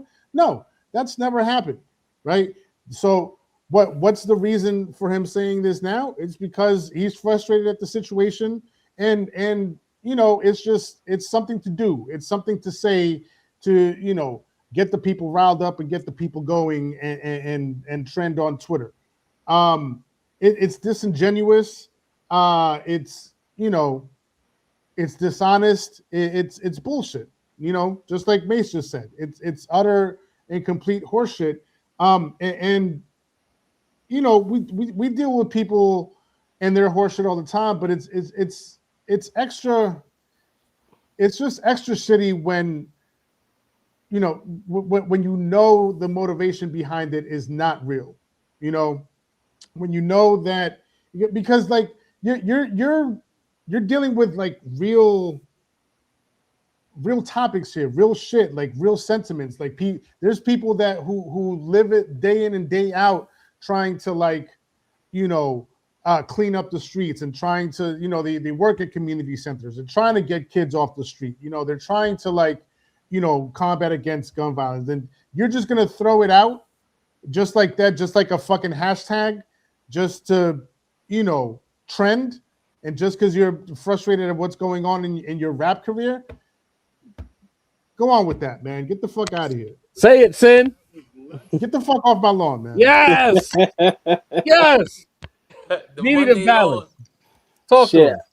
I just would have respected it if it was like factual. Like if you're gonna say F the streets, 21 Savage, I'm rapping about positivity. I'm rapping about cleaning up the streets. It just seems it's disingenuous, phony. And like I said, for the niggas that's really like living it, whether they're living it because they just really out there living it, or or the wannabe niggas living it, or for the people who don't have a choice, that's just the life they know. That shit is extra whack, bro. For you to just get on the track and go rap some gangster shit to a nigga that's living some gangster shit and then tell him that F the gangster shit, like it's real disingenuous. It's your whole brand. I don't think you really want to offend the niggas on your brand, because that's really the people that fuck with 21. The Savages. Like you spoke to these people in your music. You spoke to these niggas like I've been outside, bro, and listening to niggas like trap niggas just bumping 21. In the city, Not even on some Atlanta, it's just like niggas in the city just bumping him. So niggas relate to him, bro. So they hear that, and all because you want to sell some albums, which you wind up like faking the funk for anyway. That shit is whack, bro. Like niggas don't really died out here. Like niggas is really like locked up. Like I'm sure y'all know a few niggas. I know a lot of niggas, you know, going through these streets, going through the pain, the trials, and the tribulations of being out here, bro. Like whether they, like I said, whether they have to because they have to, or whether they just outside. But that's just not cool.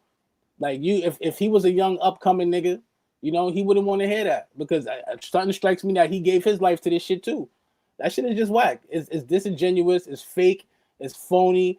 To sell an album that didn't sell anyway. And I will surmise it like this: if the album was at least good, bro, you might have found some grace. You know, I pressed play. That shit was mid. A lot of repetitive, uninspired drivel. And I fuck with 21. You know, the Savage Mode joints was fire. Like, and you know it's bad when even the Drake stimmy can't stimmy. You know, typically like a few years ago, that song would have been crazy. Like the Jimmy, whatever that shit was on Honestly Nevermind. Honestly was the best song on the album. So you figure you hit 21 and Drake, you got to rock it, you know. So that just goes to show you like the effects, how this shit, the Drake shit is still affected. You can't tell me that I ain't playing some part in it, but the fact that the music is whack on top of that, bro, like it's bad work all around.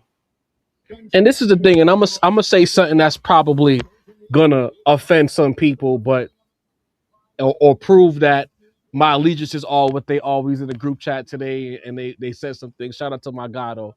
But this is what we talk about when we say certain things is or isn't hip hop. Because niggas of the cloth, pure cloth, wouldn't even play with the streets like that. They wouldn't even say something like that to sell music. If you really honest hip hop shit, and a lot of them, much like 21 kind of, and a lot of them have said it, they don't even love this music shit. They don't really love this hip hop shit. Rap is a means to an end. And who am I to knock anybody that's trying to get out of their situation and get bread and level up their life? I ain't knocking that hustle. But at a certain point, you gotta understand that rap is more than a business. It's connected to a culture, which is hip hop, that has codes that we abide by, that we live by, that we breathe by. And if for you to say fuck the street to sell an album, that is the least hip hop thing you can do. So, but to a nigga who says I'm not hip hop, you know what I mean? It don't mean nothing. But your audience, the fact is, once you sell rap music to a rap music digesting audience, you are commiserating in hip hop.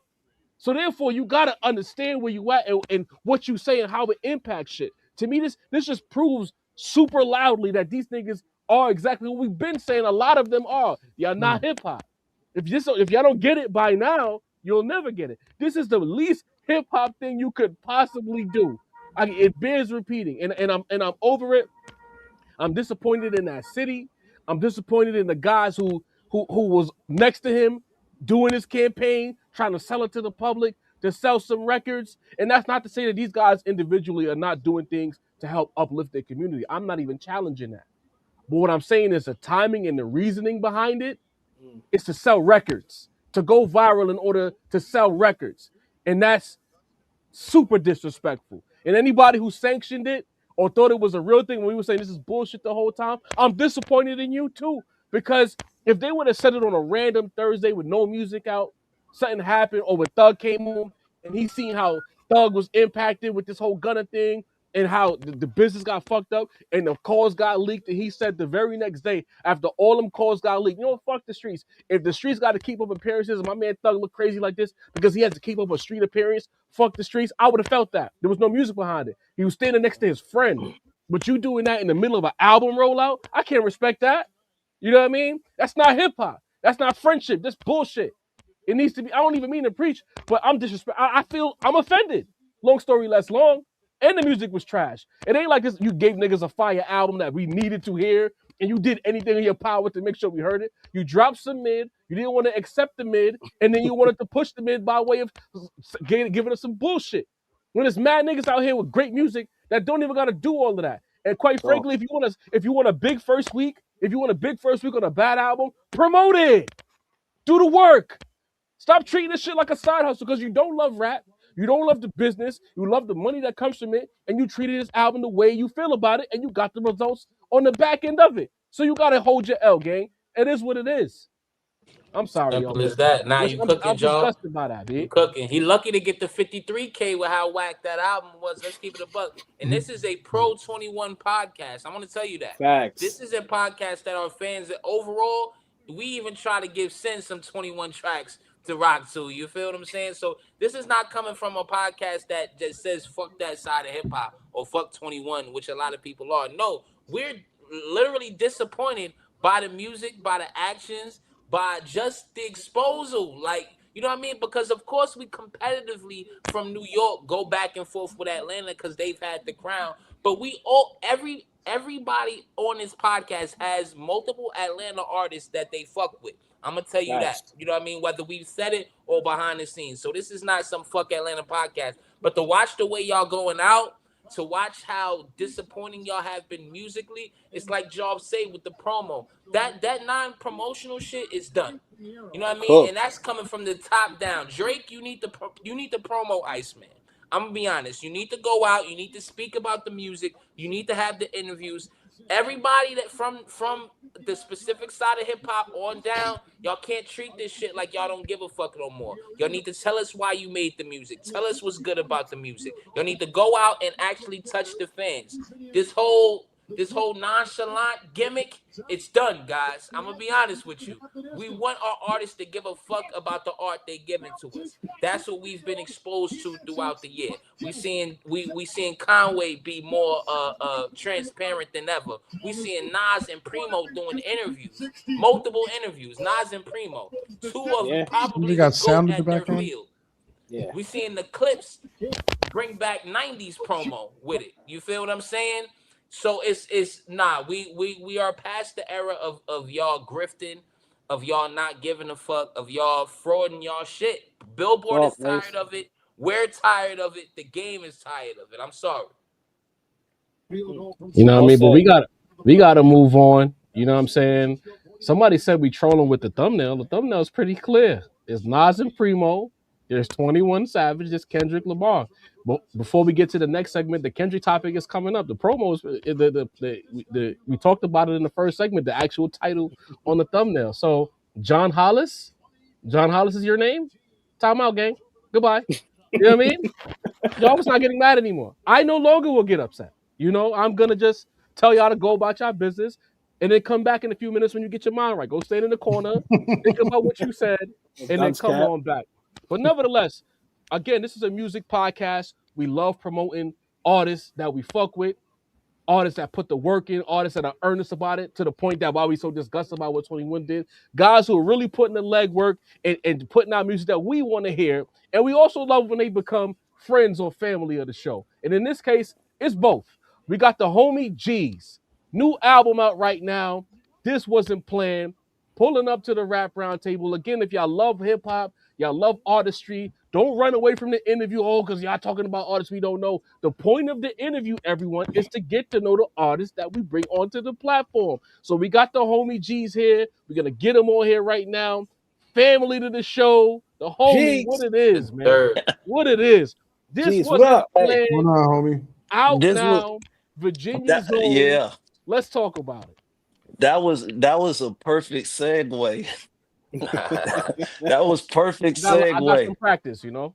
Know what I mean? Like coming off of talking about niggas who don't care about the music, and then you bring me on. That was perfect timing. Hey, you really know what I mean? You know what you doing. You know what you doing. What's Who's up, done this? fellas? Jeez, Jeez, what's welcome the back, vibes, man. It's brother, family man? to the show. What up, man? You know One of the I best in feel the game right now. my dog. That's my dog right there. You know, I feel like I'm with y'all every weekend. Know what I mean, y'all know I You know the watch the show vibes. on. I get caught up on both episodes every Saturday. Know what I mean? So, Yeah. know what I mean? We, We we, here. we Third appreciate time, you, third G. time too. This is my Yeah, third time yeah. up here. You know what I Know what I mean? mean? Let's talk. Let's get into this music, though, bro. You know, Let's go. you've been You know, spoiled. I've been waiting to talk to you since Friday. Come on. That's a fact. You've been spoiling us with the De Niro series, right? You've been Uh-huh. ending off the year. De Niro, the last 2 or 3 years, if I'm not mistaken. Uh-huh. I was expecting another De Niro, but then Oh I see man. I got this wasn't planned. So Yeah. before we get to that, I just selfishly have to know: is the De Niro series over? Or we not getting no more De Niro? No, De Niro done. Oh, De Niro done. On to the It was future. it was a trilogy. We done mhm. with that. Know what I mean, we that era. We on to something else now. All right. Well, you know what? Mm. Let's get into why this wasn't planned. Because sonically, the first thing that I took away from it is that much like the De Niro album had a specific vibe. It seems like you've made a change in your beat selection process. So we're gonna give you the full ISO to break this album down for us. This wasn't planned. Like what was the idea behind it? What mind frame were you in? And what went into the sonics behind this project? All right. We could start with real life first. You know, me and you talk behind the scenes all the time. So, um, you know, off of the momentum that I had off of after De Niro, the shows in the beginning of the year, moving around, all that, everything was moving, and then I got into that car crash and caught this little legal case. You know what I mean? Something going on right now, so that kind of slowed up my motion of me traveling or whatever. And I was just stuck in a limbo, man. I was like, I low key was depressed, bro, for real, like, cause I couldn't move around and I had all that motion going on, and I got into this little slump, and I couldn't create nothing for a minute. And my first session, my first session back in the studio was like July, mid-July, and that first session, I think we knocked out like 4 records. And I ain't had no title. I just literally had just went to the studio so I can like try to boost my morality back up or whatnot. And I mean, like, okay, if I hear myself on some new stuff, that get my blood flowing and stuff like that. But I ain't had no title to the album or nothing. And like outside of the room that we record at in the hallway, it was like being reconstruction and shit. So I told my mans, I was like, yo, bro, let's go out here real quick. They got the forklift in the middle of the joint. I'm like, yo, let's take some pictures real quick. Know what I'm saying? And my caption the next day when I threw up the pictures, it was this wasn't planned. So then I hit my guys. I'm like, yo, that shit kind of ill for a title. And going off of the way my year was going and shit, like I had last time I talked to y'all when after De Niro was coming out, I think I had told niggas like my plans, I was gonna drop like multiple projects for this year coming up, but the collab projects that I was working on, like I said, I just wasn't in the space. I wanted to create. Once I started creating, I wanted to tap into my zone because I had a lot to talk about. So that's how the title came about, and off of the title, I was like, nah, this can't sound like the past couple joints. You know what I mean? Like I knew like my man Sair, he produced the bulk of this joint, and bro, off of the intro that he has sent me, off of a beat pack that he sent me, and then it was his joint. I knew it was gonna be the intro, and I was like, yeah, that's it right there. I want this intro to be the most aggressive that I got in my catalog, and that's kind of like how I wanted to set the tone of the album, and I wanted to be just what I'm going through right now. You know what I'm saying? Like everything, all the material brand new, like ain't no songs that I've been sitting on. Like all this is from July to November, how I'm feeling at this very moment. It's interesting to hear about, what's been going on in your real life, right? Because I feel Hmm. like usually, and I don't want to put you into a box, but a lot of your past work is more boastful, it's more ambitious, it's more forward kind of moving, right? And Hmm. lyrically on here, the project kind of reflects you being in the corner, you being a little more paranoid, a little more nervous. Yeah. Was that intentional? Was this like a diary for you? Or was it more like, okay, I can't pretend to the public like everything is good with me? Like what was the direction going on there? Uh, bro, that you know you my nigga, guy. Bro, I You know got you you. my nigga. That's my dog right there. No, I know you really tapped in too. no, but for real though, I like me being a student of, all the legends and just myself too. I'm a student of myself too. I mean, like you said, like I'm super I'm well aware of what I talk about and shit like that. And I just wanted to make sure like I connect to the listener on just on a different level this time. You know what I'm saying? Like, okay, how many times can I give them the same thing? But you know what I mean? Like I just wanted to be more personable this time. So like that way, like we got Dinero on the last three joints. I feel like I know G on this one. You know what I'm Mhm. saying? Like and and and like I said, like that's kind of like how that's kind of like the music that niggas grew up on. Like, all right, Right. we know Hove give the boastful and know what I mean, like I'm that nigga type shit. We know that, but by the time Blueprint came on the sixth album, we got the Never Changes, we got the know Mm, what I mean, like yeah, Heart of the City, we got those type of records. Mama loves me, all that type of Yeah. joint. So you Yeah. don't know.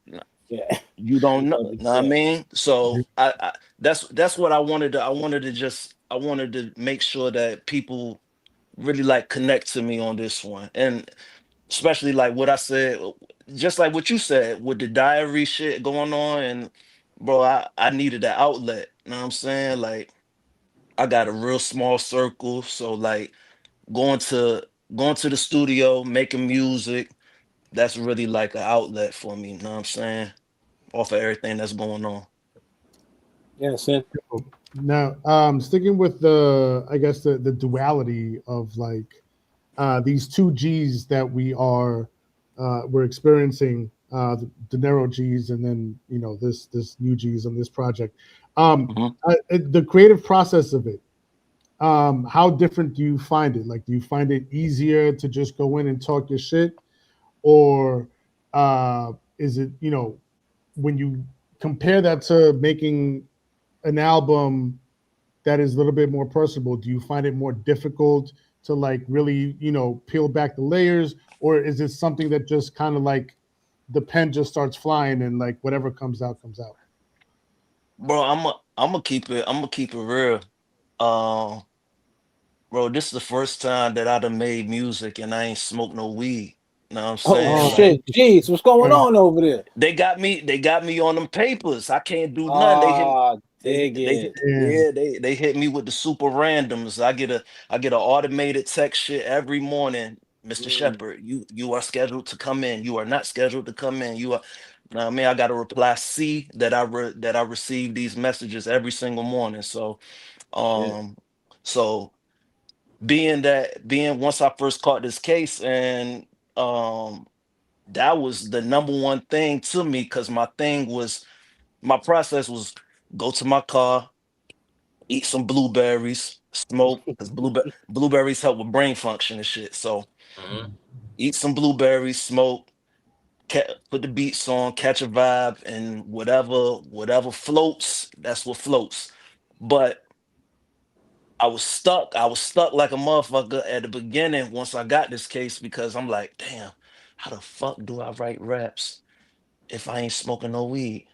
And Mm. then after like a month or two, I'm like, nigga, when you first started writing raps, you won't smoking no weed, nigga.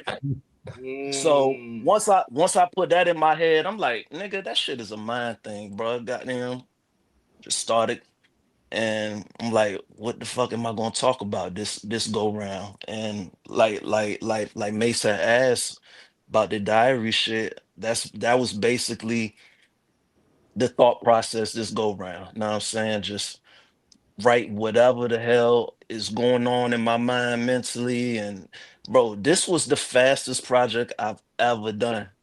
I Mm. usually have a couple songs left over from previous projects, and I usually use those to like give me like a little head start. But like I said, everything on this is from July to November. The last record that we added, the album was originally 11 songs. The last song we added was First Sunday, and I did that the first week of November. So my question to you, G's, you know, like, cause you a video nigga, you know what I'm saying? That your You videos know be that. popping. But I want to say, like, with the injury and the case and all that, like, how did that stuff affect, like, you know, like, whether just not the music process, but the making videos process, the attending shows process? Like, I know you went through some trials and tribulations with that. Mhm. Like, let us into that world. Let us know what you like. How was dealing with that? You know what I'm saying?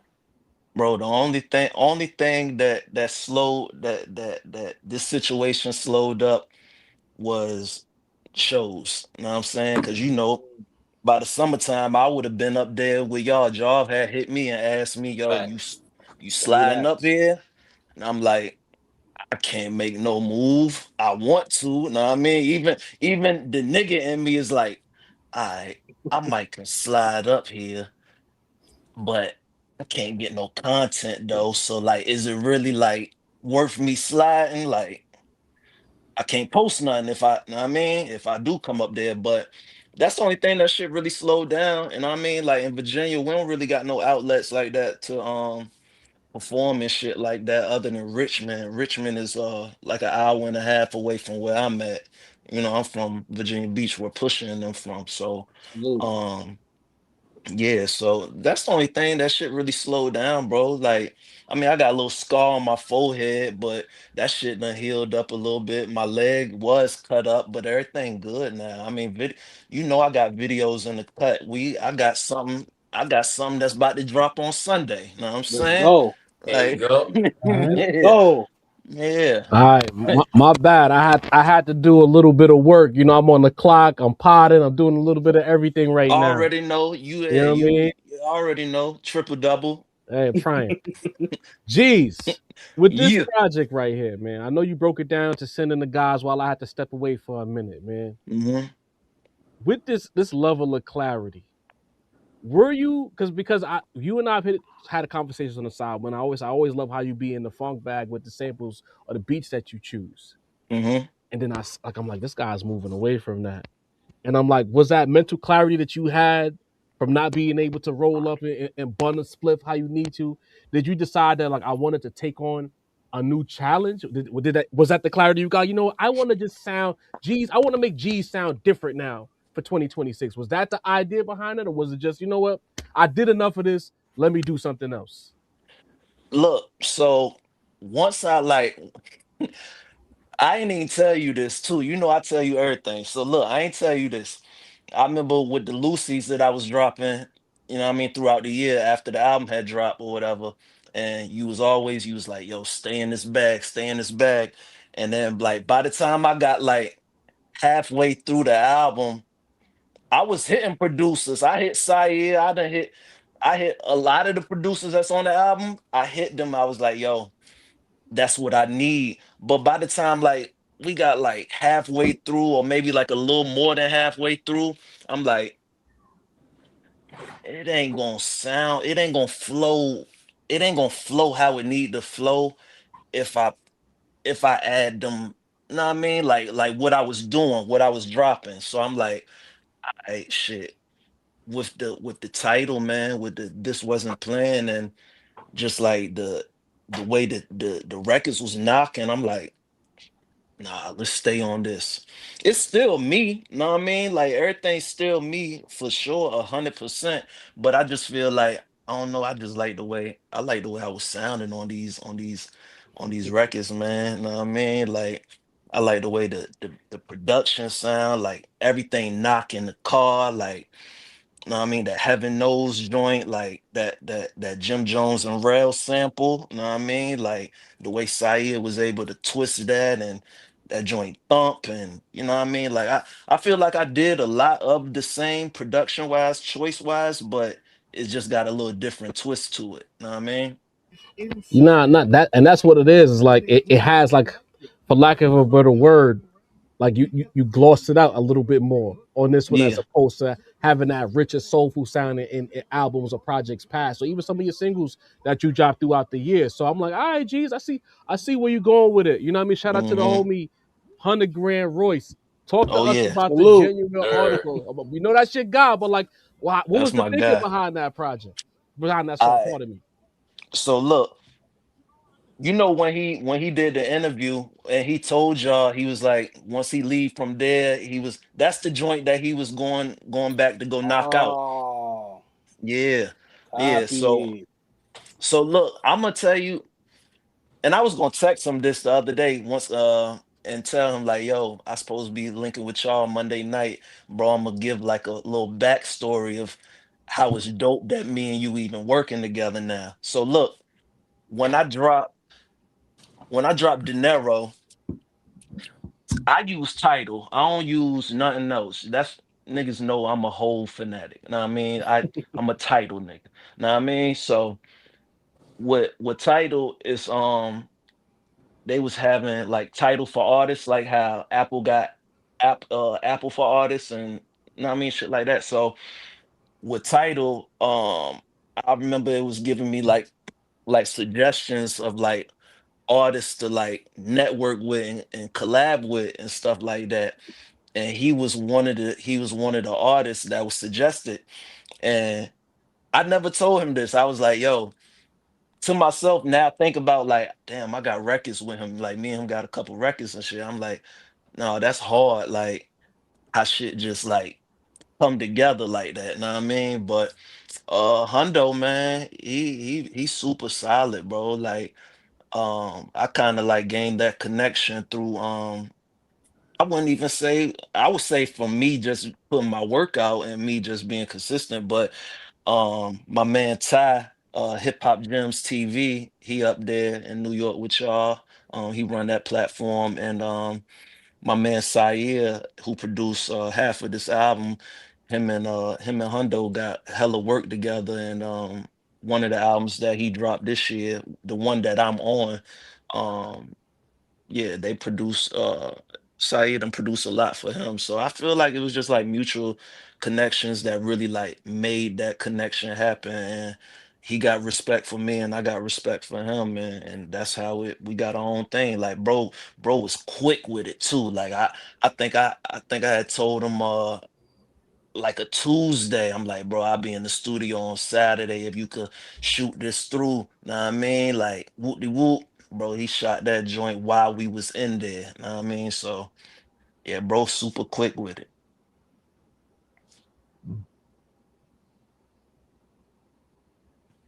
Yo, Mace, you Hold on. muted. You muted, Yeah, I Mace. can hear you. Apologies, guys. So hearing about the crafts, how you crafted the album is interesting because Hmm. not only the trials and tribulations you're going through, the newfound soberness you're going through. You know what I mean? That's the interesting part of it. Um, Hmm.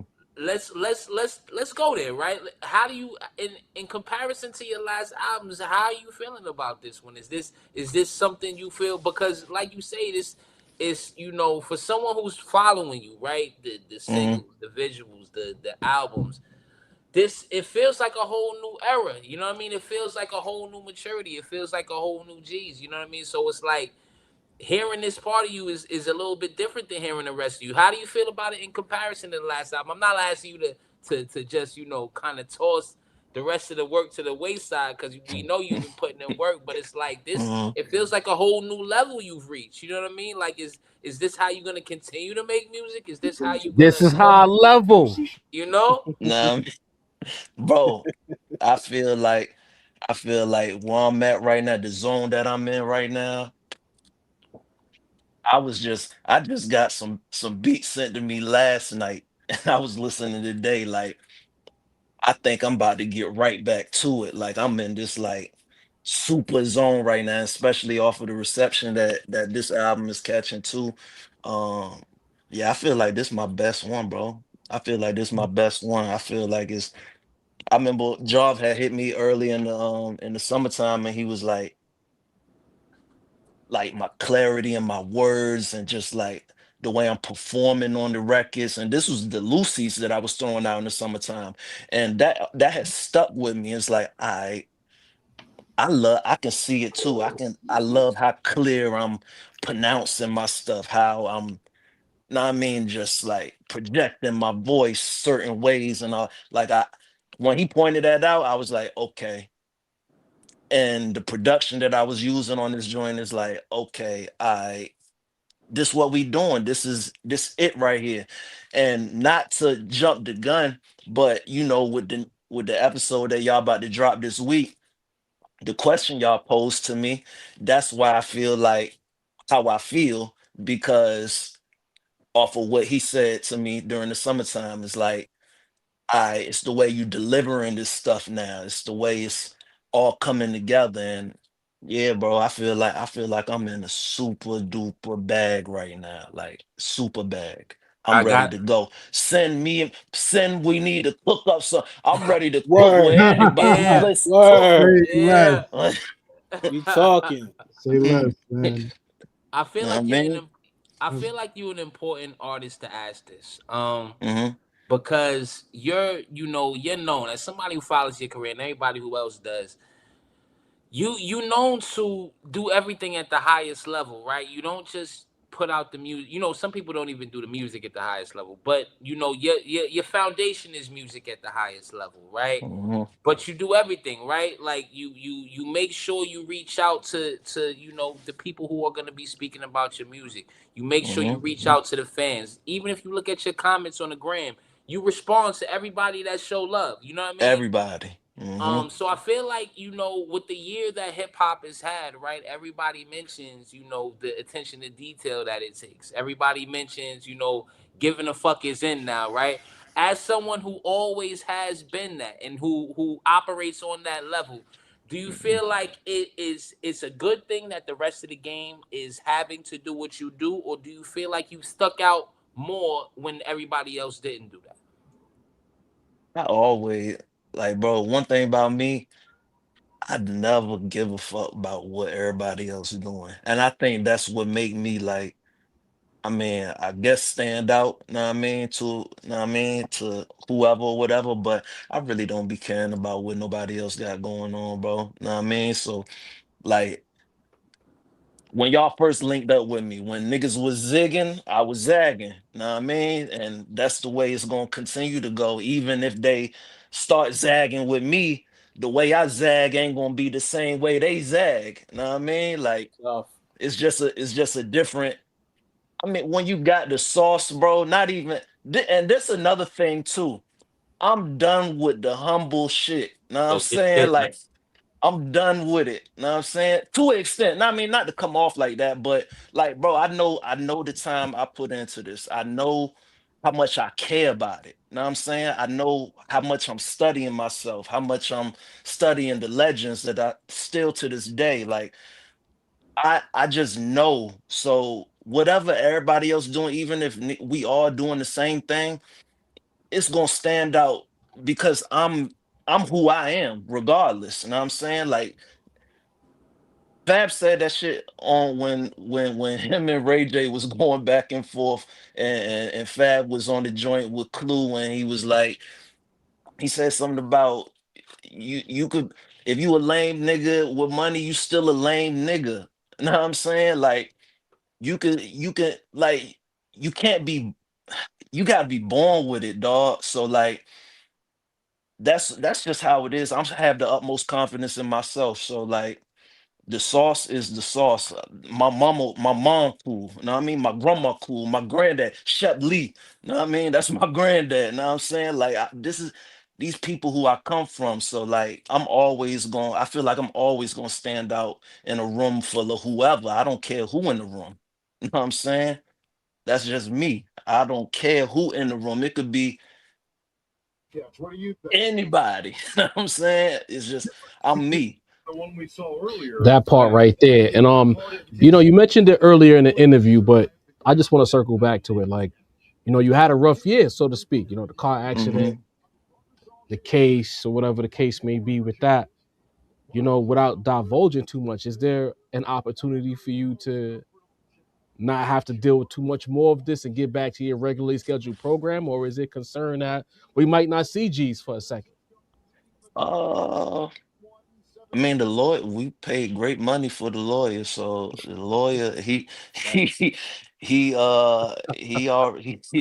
already worked some magic and got two of the charges dropped. So You know what I mean? So we just praying for the best outcome. But I mean, everybody being positive about it though. Know what I'm saying? Like I feel like the way luck has always been on my side, even with the car crash. When I sent Job the pictures, know what I'm saying? Like I don't supposed to be here. know what I'm saying? I don't. And The accident and what you came out of it with don't make sense. exactly. So like, bro, I feel great about it. Know what I'm saying? I'm gonna stay positive about it. Know what I'm saying? And even what if whatever do happen, I'm a warrior. I'm my grandma grandson. Know what I'm saying? I done whatever's put in front of me, it ain't nothing but another chapter in the story. Know what I'm saying? I don't want nothing to slow down the momentum, but I ain't scared of nothing that might happen or anything like that. But we most definitely staying positive about everything for sure. I had For to sure. ask because you said in the bars there's a lot of F's on your jacket, so we want to keep the Yeah. guy around as much as he's building that Yeah. momentum and things of that nature. We want to see Yeah. you reap the success of the work that you put in. Sid, I know you was about to get in there. Pardon Absolutely. me. Nah, I was just wondering, what's you said that there was another project that you're getting ready to work on. What is that looking like? Oh, no, I I do have I got this. I had said something about this project on the last time that I had talked to y'all. It's this uh, group of producers down here. They a duo, and we started working on the joint. Like, Sin, you gonna love this album. Like Okay. this one that I'm talking about, like that's in the works. Yeah. You gonna love this. Like I'm telling you, like you gonna love it. Like it's what you get in your car and you listen to. Know what I'm saying? All the time. Like and I feel I'm really ready to like finish up that project because um niggas don't even know like that I can get into that bag too. Know what I'm Mm, saying? And yeah, I'm super ready for that one. We just was texting about it the other day. We probably like 5 songs deep, and I feel like we record another 5, we gonna pick like the best 7 out of those. We're gonna keep it short on that. And I got a collab project, another one that I'm working on with dude Conspiracy. He from Norfolk, he from down here, but he be back and forth through Jersey. Conspiracy, he on my album. He got like a nice little following. He real dope. We probably record like a little 6 piece, and my man HNIC gonna do that. But but what I was talking about like a couple minutes ago, the beats that I just got some beats from my man Zach Morris, and he produced 2 on the new album, Double Back and Wine Orders. And mhm. bro, I'm ready to lock back in on this next solo joint, bro. Like the way I'm feeling. Sayer, Yes, that's fire. I have a So, boatload of beats from my man Sayer. Like I'm ready to lock back in. so, so currently, if I understand this correctly, you have two other projects with two different producers, Hmm. and then and now you're gonna go back in for another solo joint. That's a heavy plate. That's a big loaded plate in front of you, man. How do you find the time and be able to juggle all of these different projects that you work on? And how do you, I don't know, how do you just like keep everything organized in your head? Like when you record a song, like how do you say, okay, I'm recording the song for this project, and then this now song is going to a different project? How do you sort all of that out? Uh off of kind of off of reactions in the studio.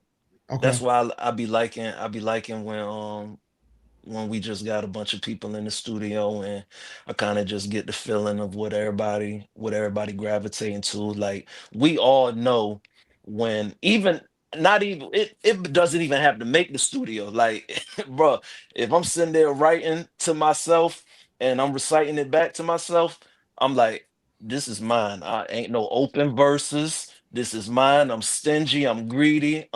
Even when I get the beats, you know what I'm saying? Like a couple of the beats that I got last night, and when I was listening to them this morning, I was like, oh yeah, this is solo. You know what I'm saying? Like I know what beats I don't want to share. You know what I'm saying? And So, Got that's kind of like the best way to put it. I know what beats I Right. want to share. I know what beats I don't want to share. it. But I done told myself like, yo, I need to stop. I need to get out of that though because I do want to collaborate more. I do want to, Okay. but I do like hearing myself solo though. I ain't gonna lie. nah, I think that's a good thing for artists Be, Yeah. to not have a be a bunch of little collabs greedy. on their What's wrong shit. with that, man? You Yeah, know? Hmm. yeah. And you just just you really you in a bag right now. You giving the game what it needs. Like for niggas like us, you know what I mean. You provide that motivational shit, that introspective shit, that Hmm. lyrical Deep shit. shit. Like you really doing the job, bro. Salute, salute. That's my dog, Mace. That's my Right. dog, man. That's my dog. That's a fact. Mace always got in, always showing me love. That's my dog. I can't wait to got that gonna link back I'm a up there. fan, bro, And, for you sure. know what I mean? And Pull up, politic with nigga. y'all in person. You know I can't wait to. I can't You know wait the to vibes. Now we already. gotta have you back at the stool. We got the new setup. We had you at the table the last time. We got comfortable Mm-hmm. furniture on the Couch other is side. Now nice, you gotta brother. come Mm-hmm. through and back Mm-hmm. out. Yeah, hell But we yeah. got look. Next time I pull up, we gotta put the Migos away. I'm gonna bring some wine. We gotta do the Uh wine. oh. I Say ain't, Uh that. oh. Okay. we gotta do the Say Uh that. oh. wine, I don't man. know. Real Yeah, classy shit. Pinkies You up. know, little All We right. gotta swirl. do the you gonna wine, have man. to you No, gonna we have to could we open the interview. look. We can still keep it. Know what I mean, keep it College Park and shit. I'd bring the red solos still. Know what I You mean, know, like know what I mean. I mean, say bring the wine. All I G's, we know is love you you gonna have here, to bring bro. that wine before we start potting, because wine on top of Migos, we gonna be all Millie rocking up out that studio. Bruh, like for You know what I mean? real. You But heard? hey, You know what I geez, mean? before we wrap this interview up, man, just for the Yeah. people who might be coming across you for the first time during this interview, we're talking Mhm. to you because we know you, but there's a bunch of For people out sure. there that still need to know who you are. They tap into this project. This wasn't planned. What can they take away from it, and what can they expect from G's going forward? I feel like if this their first time coming across and if this the first shit that they hear, I feel like it's a perfect introduction because I feel like this the first project to where like you really get all of me. Like ain't no De Niro. Like the De Niro was like drug dealer esque. Know what I'm saying? Like I'm talking when I'm talking on those, and I just feel like on this one you really get G. Like you really get Gerald Shepard on this album. Know what I'm saying? Like Lovey. you really get that, and you just get all aspects of me, all of it. Like you get the vulnerable side, you get the shit talking, confidence, you get I mean, growing up tales, and you just get it all in one. So I feel like you listen to this wasn't planned, and then that's going to want you to get into a rabbit hole. You go on the YouTube channel, you like, oh damn, this nigga got hella videos too. Okay, let me check out the other albums. I mean, like check out the old interviews with y'all. Know what I'm saying? Like Yeah. Bruh. Max. Do that. I mean, get you into a rabbit hole, man. Like it's I'm somebody who don't half-ass it, man. Know what I'm saying? Like you gonna get somebody who's really a student of the culture, who really love this thing to death. Like I go to sleep, I wake up hip hop, like it's in my blood, man. I love it. I can't live without it. So you just gonna get somebody who just give you everything. Know what I mean, all aspects of hip hop. We appreciate that, G's, and for the people who need to follow you. We know the album is on DSP. We saw a few cats in Uh-huh. the chat asking. This wasn't planned. It's on Spotify. It is on Apple Music. It's everywhere that you could tap into music. Possibly, Hmm. this wasn't Hmm. planned, and his entire catalog is there. Log in with Hmm. G's, an act you need to be familiar with. If you claim you love hip hop, you love this rap shit, this guy checks all of those boxes that you need. And if people want to tap in with you on the socials, where can they find you, G's? On Instagram, the real G's. Uh, damn, I got brain fart. On Twitter, the official G's. Um, I just started up Threads last night because I think last time I was talking to y'all, remember I told y'all that my Twitter got hacked and my shit still ain't got no motion since the last time I done said it. So that's what made me switch over to Threads now because I got a little motion over in Threads. So I'm like, all right, I might just be rocking over there. But yeah, the on Twitter, the official G's, on Instagram, the real G's. It's me who's handling those joints, you know what I'm saying? On Facebook, my people's handling that, and I don't really get on Facebook. I don't even know the login over there, you know what I'm saying? I mean, but yeah, man, you holler at me, I holler back. GEE $ on all streaming platforms. Go ahead, tap into everything that I got. Um, yeah, man, we gonna keep it rocking, man. 26 is gonna be a good year, regardless of whatever happens. You know what I'm saying? Salute. Salute to you, G's. We appreciate you pulling up. You know the Yes, door is open. sir. And real quick, on Wednesday's episode, we talked about it a lot. G's makes Hmm. another appearance. We have a Mhm. particular segment. We're not going to spoil it, but Jeeves adds his take to that segment. So get ready to hear a lot of G's this week on the Rap Roundtable. Yeah. Our brother from VA, much love. We Yes, Yes, appreciate sir. your sir. support as well. Don't get it God. twisted. We appreciate you supporting us as well, and we'll log in with you real Come on, soon, man. bro. The Fuck best, with you, best, brother. best hip hop podcast on the land. I say it every You time see what's going on? I text niggas. I tell them that all the time, and it ain't just because they support me. It's because they really talk about what the fuck I want to hear. I love these niggas to death. I can't wait to link with y'all in person. Holla. Peace, Jeez, G's. love my brother. Facts in the chat for my boy Keep J's, cooking. man. You know what I mean? Throw the stacks in the chat for the homie G's. Tapping with that Yes, album, sir. y'all. Shit heat. Yeah. Appreciate y'all logging in with us as well. We still got 906 live viewership right now, so a lot of y'all didn't leave. Love and respect. Moving on though, there was something said over the weekend, or not over the weekend, ahead of the 21 Savage album release, where he says Kendrick really loved to rap. I don't give a fuck about rapping. Ugh. So your Damn. main source of income you don't give a fuck about. So this rap is your 9 to 5.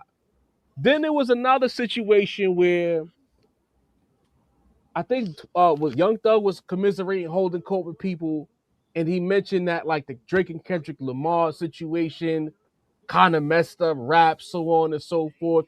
And I'm like, here y'all go again, blaming things that don't got nothing to do with nothing about the status of rap right now. And I'm annoyed by that. I'm not gonna lie.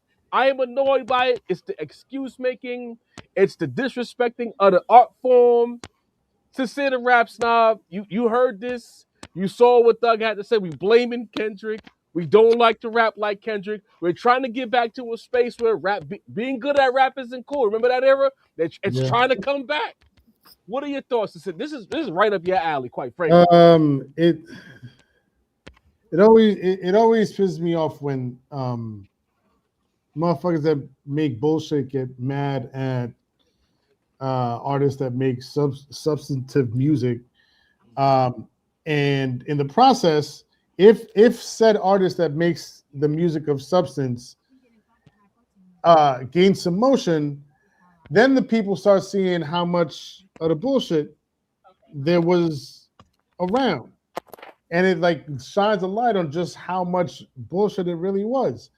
And then the bullshit artists start getting mad because people are finding out that they're bullshit. That's all I'm seeing right now. That's all I'm seeing. Like you're gonna be an artist that is openly gonna say like I don't respect my craft enough to care about it, which essentially just means that you're doing this for the clout and the money and the fame, right? And then you put out a bullshit album, which pretty much, displays how little you really care about the craft because the album is trash. And then when you're being, when you have to talk about these things, you want to point fingers elsewhere, like, oh, like they do too much. Kendrick Lamar, like, he's a rapper, like he does, like that's overdoing it, like he's doing too much, No, you're doing too little. Or like a Young Thug being like, oh, ever since, the Kendrick Lamar thing and everything, ever since like he sold out all of these arenas, he had, his numbers were through the roof. Locked down like the number one single for like how many weeks.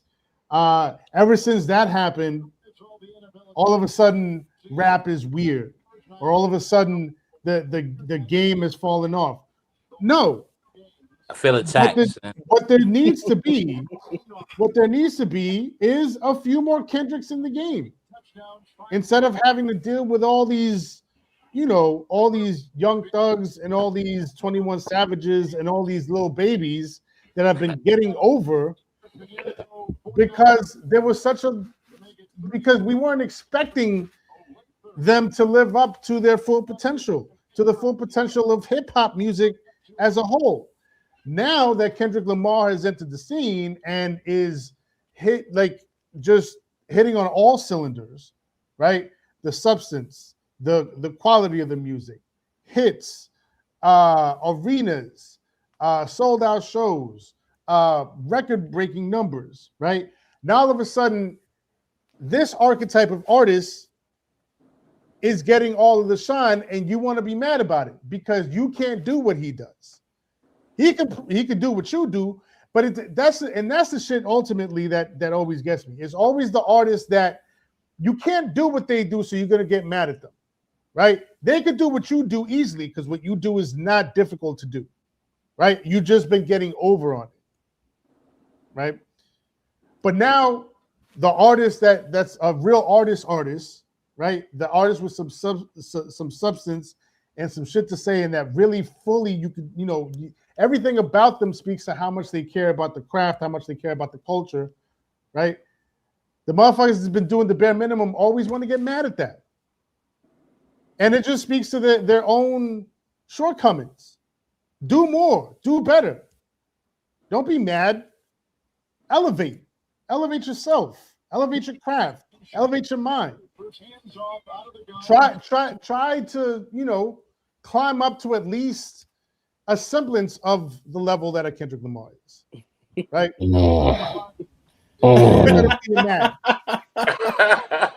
Deanie the balance. You've been a little quiet for a minute. What are your thoughts on blaming Kenny, saying you're on a lot of rap, so on and so forth? What we talking about? You can't say the nigga's not the boogeyman when you keep putting them in these boogeyman kind of like situations. You know what I'm saying? I think what Kendrick did it created a spiral, bro. Like the whole you run to Atlanta shit. Like I don't think it had the effect that it was supposed to just have. We're supposed to just shit on Drake. It kind of like shitted on Atlanta too, because it kind of shown this weird symbiote kind of relationship that they have with Drake and how that all kind of like works together. I don't think 21 thought nothing out when he did that interview. I think he just was saying stuff, and I don't think he thought how all this would recalibrate back to kind of like shit on him. You get what I'm saying? Like in terms of wondering why your album did what it did, why you saying you don't give a fuck about rapping, you're like not showing no real respect to the craft, and it showed on the album. All of that stuff he was talking about showed. And I always say, if nothing will save you, else the music will. But the music's bad, the attitude's bad, the energy's bad, the mindset's bad. Just the whole 21 low-key lost, bro. Like, I hate to say this, but like, I kind of always felt like he was this type of nigga, but like something about him would just push him like to the realm of sense. But now he's kind of showing me he's 21 Savage. Like, you know what I'm saying? He's showing me exactly who he's kind of been showing me who he is. That part right there, Macito, I know him. This is kind of a young rap thing. This is kind of a crew that you've kind of rocked with over the past few years. Yeah. The fall off is kind of ugly, but you also said that a lot of what they're doing kind of reminds us of when New York started to lose it. And they were screaming hip hop is dead, and they were saying some things about the South that wasn't very flattering. We were there. I've said some of those things. Admittedly, I'm not here to point fingers when I have to point them at myself. So seeing the F the Streets movement, seeing the battle ruin thing and academics on there saying rap isn't fun anymore, all these excuses for the fact that a cleansing is taking place. How does that make you feel? What are your thoughts on that? Well, first of all, this is gonna be my last segment, guys. I gotta go get to work like Jaw real quick. Bro, we about to get to the This supers is right this is after. it. I'm ready to We go. wilding right 2.5 now. hours is crazy. But Nigga. like Jaw, I got some juice at my gig, so I show up when I feel like it. You heard? You know what I mean? I'm offended, Mace. D, you got Nah, more you juice can at have the juice. job. You just too polite. Right. You got the most juice, bro. Pause. There's a little sun in the cup, you know. You seen when you told them niggas what you was gonna do, what happened, right? I had to pull up on my niggas. And I had to be here for my boy G's, like one of the best rappers in the game. But to what Believe y'all that. was saying about this entire situation, yeah, I do see a little parallel, right? We saw this in New York. We saw the all the internal issues. We saw everybody having static with each other. We saw our best rappers trying to tell us that they didn't give a fuck about rap, other than like Nas, right? But at one point, all our best rappers was I'm a hustler, not a rapper too, right? So we have seen this before.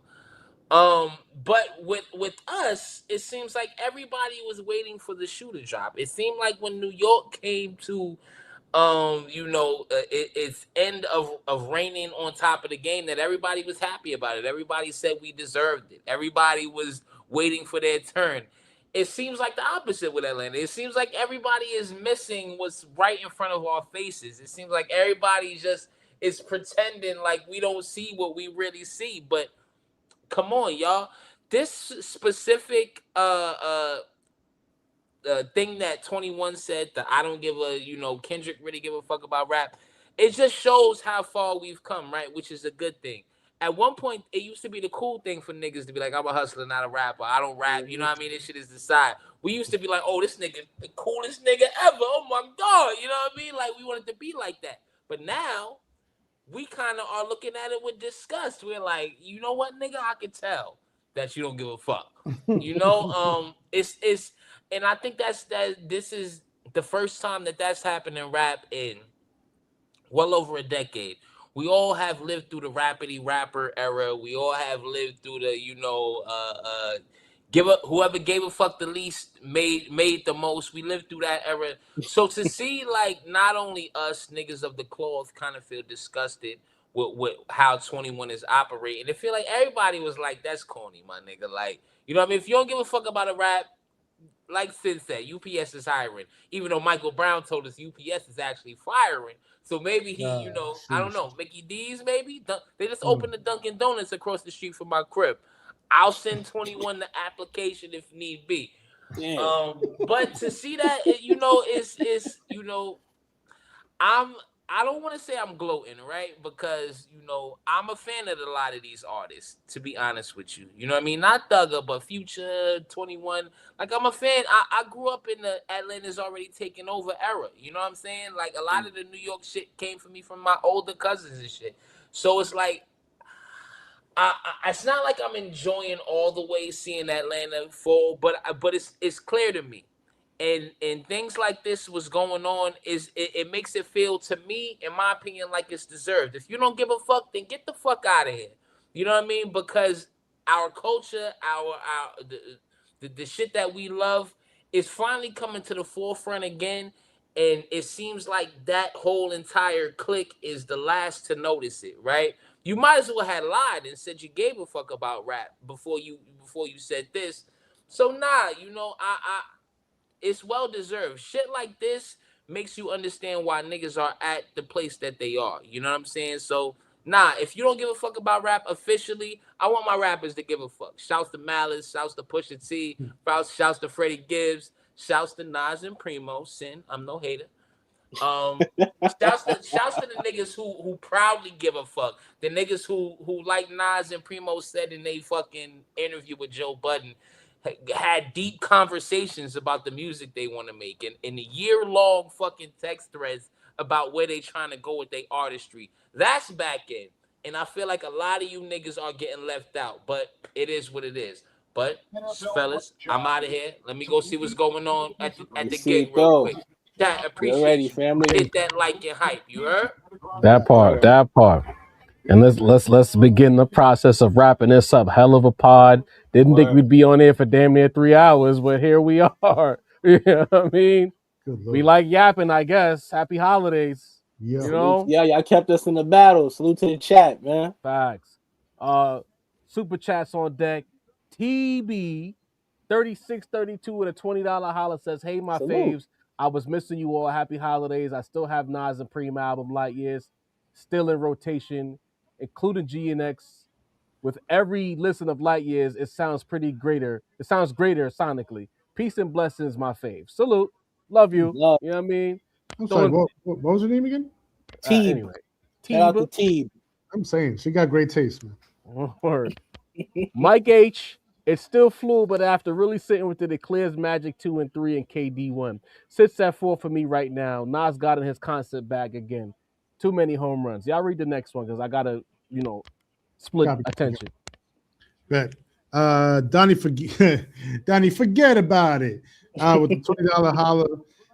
So now I'm confused. I always thought that a classic album was a joint that has 0 skips. Well, I mean, we've had this conversation, fairly recently, actually. That's a conversation for another day that we'd have to get into all over again. But I think the general consensus is that a classic album can have skips. Maybe one, possibly more of a song you rather listen to least than the rest of the songs in the album. Whether it's a whack song, whether you don't feel like it flows in the album, whatever. You get what I'm saying? But it's just a song you don't fuck with as much as you fuck with the rest of the songs in the album. Right. Like on Illmatic, One Time for Your Mind. Or the shit, or it was written the shit with Dr. Dre. Dr. Dre on the beat. Yeah. On their own, if you heard them like as a Lucy, that's one thing. But when compared to World Is Yours and New York State of Mind, and good Lord, like slappers like that, like top notch shit, it might be considered a skip. But if a song is utter trash, then it's utter trash. And Mike H spins the Bleezy with a $5 holla. Love Light Years, but give me Alchemist and Havoc or Pete Rock produced by Nas and AZ album. Ooh, you're talking. Hey, listen, hold on to that concept. We can't spoil Wednesday. Yes. Hold on to that concept till Wednesday, good brother. Oh, TV 3632 spinning the block. Hey, shout out to Deanie. I love your music takes and being of the culture. You come off as a contrarian with your music takes. You wound me, beloved. Do you agree Nas' best rapping was on Light Years album? I'm gonna say the rapping was impeccable. This is some of the best rapping I heard from Nas. But if I'm gonna give it imagine the best steak you've ever had, but there's some dirt on the plate. That's the best way I can describe it. I'm gonna get a bite. I'm gonna curve the parts where the plate is dirty. It is what it is. Dirt on the plate is little dirty on the plate. T, we love you. Don't listen to Deanie. That he's being too disrespectful. For a nigga that love this album when it dropped, some of the things he said has been real heinous. Pretty good. Pretty good. And we just gave DJ Premier all types of props. Now you call DJ Premier. Late, man. Jesus. Humble bragger salute. Salute. You know what I mean? Salute to the homie. Hitboy without Nas has been mid. Let's get to that. Let's not. It's a conversation. No, that's far. It hasn't been as potent. That's not a cap. That's a conversation we'd have to have another time. The Drake and Alchemist, production-wise, dope. I don't think it's been mid necessarily. I just think it hasn't been as impactful as with Nas. As with Nas. Obviously, the Nas stimmy, the Nas impact is always felt. I like what he's done with I'm sorry. I like what he's done with Alchemist. Yeah. Some good joints out of that. Yeah. Mr. Ohio player $2 holler. Sin, I remember you was conflicted. Kendrick Lamar. Yo, shout out to you, Ohio player B. Listen, I am. If this is in regards to the KD3 Magic Light Years conversation, I am a little conflicted. Again, I don't want to make it sound like I'm detracting anything at all away from what Nas and Hitboy did. They held us down. We was eating real good. Yeah, bro. When Shout they out was to them. dropping 6 albums in 3 years with phenomenal quality. Nas rapping his ass off. Hitboy making phenomenal beats. We done met some of the chat through those albums and those Yeah. conversations. So salute to those guys. Salute to the Chiz Yeah, man. Y'all know the but vibes. it's just, I mean, and again, like the best way that I can describe it is like, you know, yeah, going out, traveling, and you know, going to all these different restaurants where, you know, like you had KD2 that didn't sound like KD3. You had KD3 that didn't sound like Magic, right? You had all of these different experiences. And they were all phenomenal experiences, right? So nothing taken away from them. But when you come back home and you get that good home cooking, even though you know, some of the pots might be different, you know, maybe a wooden spoon was replaced by, you know, a metal one. It doesn't spatula. It's a metal spatula. It doesn't, you know, some of the elements might not quite hit the same as when you was growing up, but it's still that home cooking. And I personally still feel that love that's put into the home cooking. You know, a lot of people may not, you know, if I give the home cooking that I grew up with to somebody that's 10 years younger than me and didn't grow up on that home cooking, that might not be something that they enjoy eating. It may not taste the same to them. It may not bring back, you know, memories and you know, experiences that they had growing up. You know, we got a lot of super chats to get to though. My bad, but yeah. So shout out to T begin on the spin back. I stand with you, Sin. Our music tastes are similar, except when it comes to Cardi B. I'm dead. Shake your shoulders. He really watches. Nah, you fell for the propaganda. She know the love. She really watches. Another one. DJ Khaled. Bodak Yellows is Sincer's playlist every year.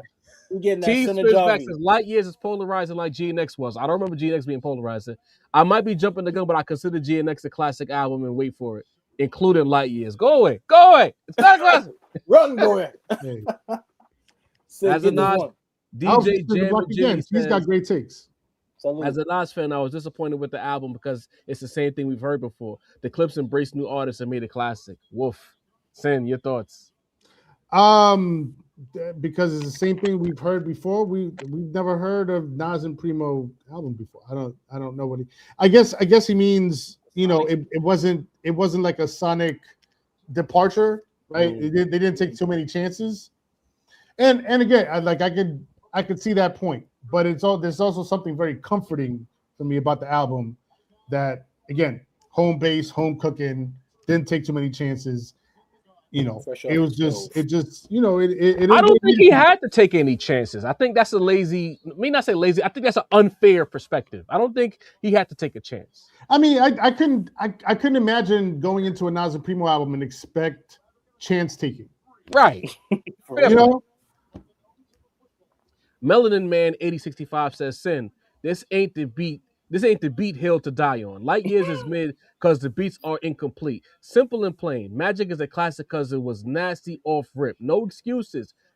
Stop the BS, respectfully. With a $10 holler, it's very respectful.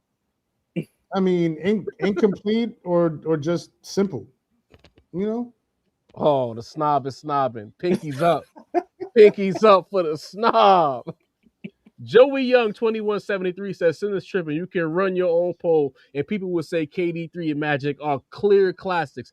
KD3 considerable Nas top 5 album. It's timeless. Yeah, and like I said,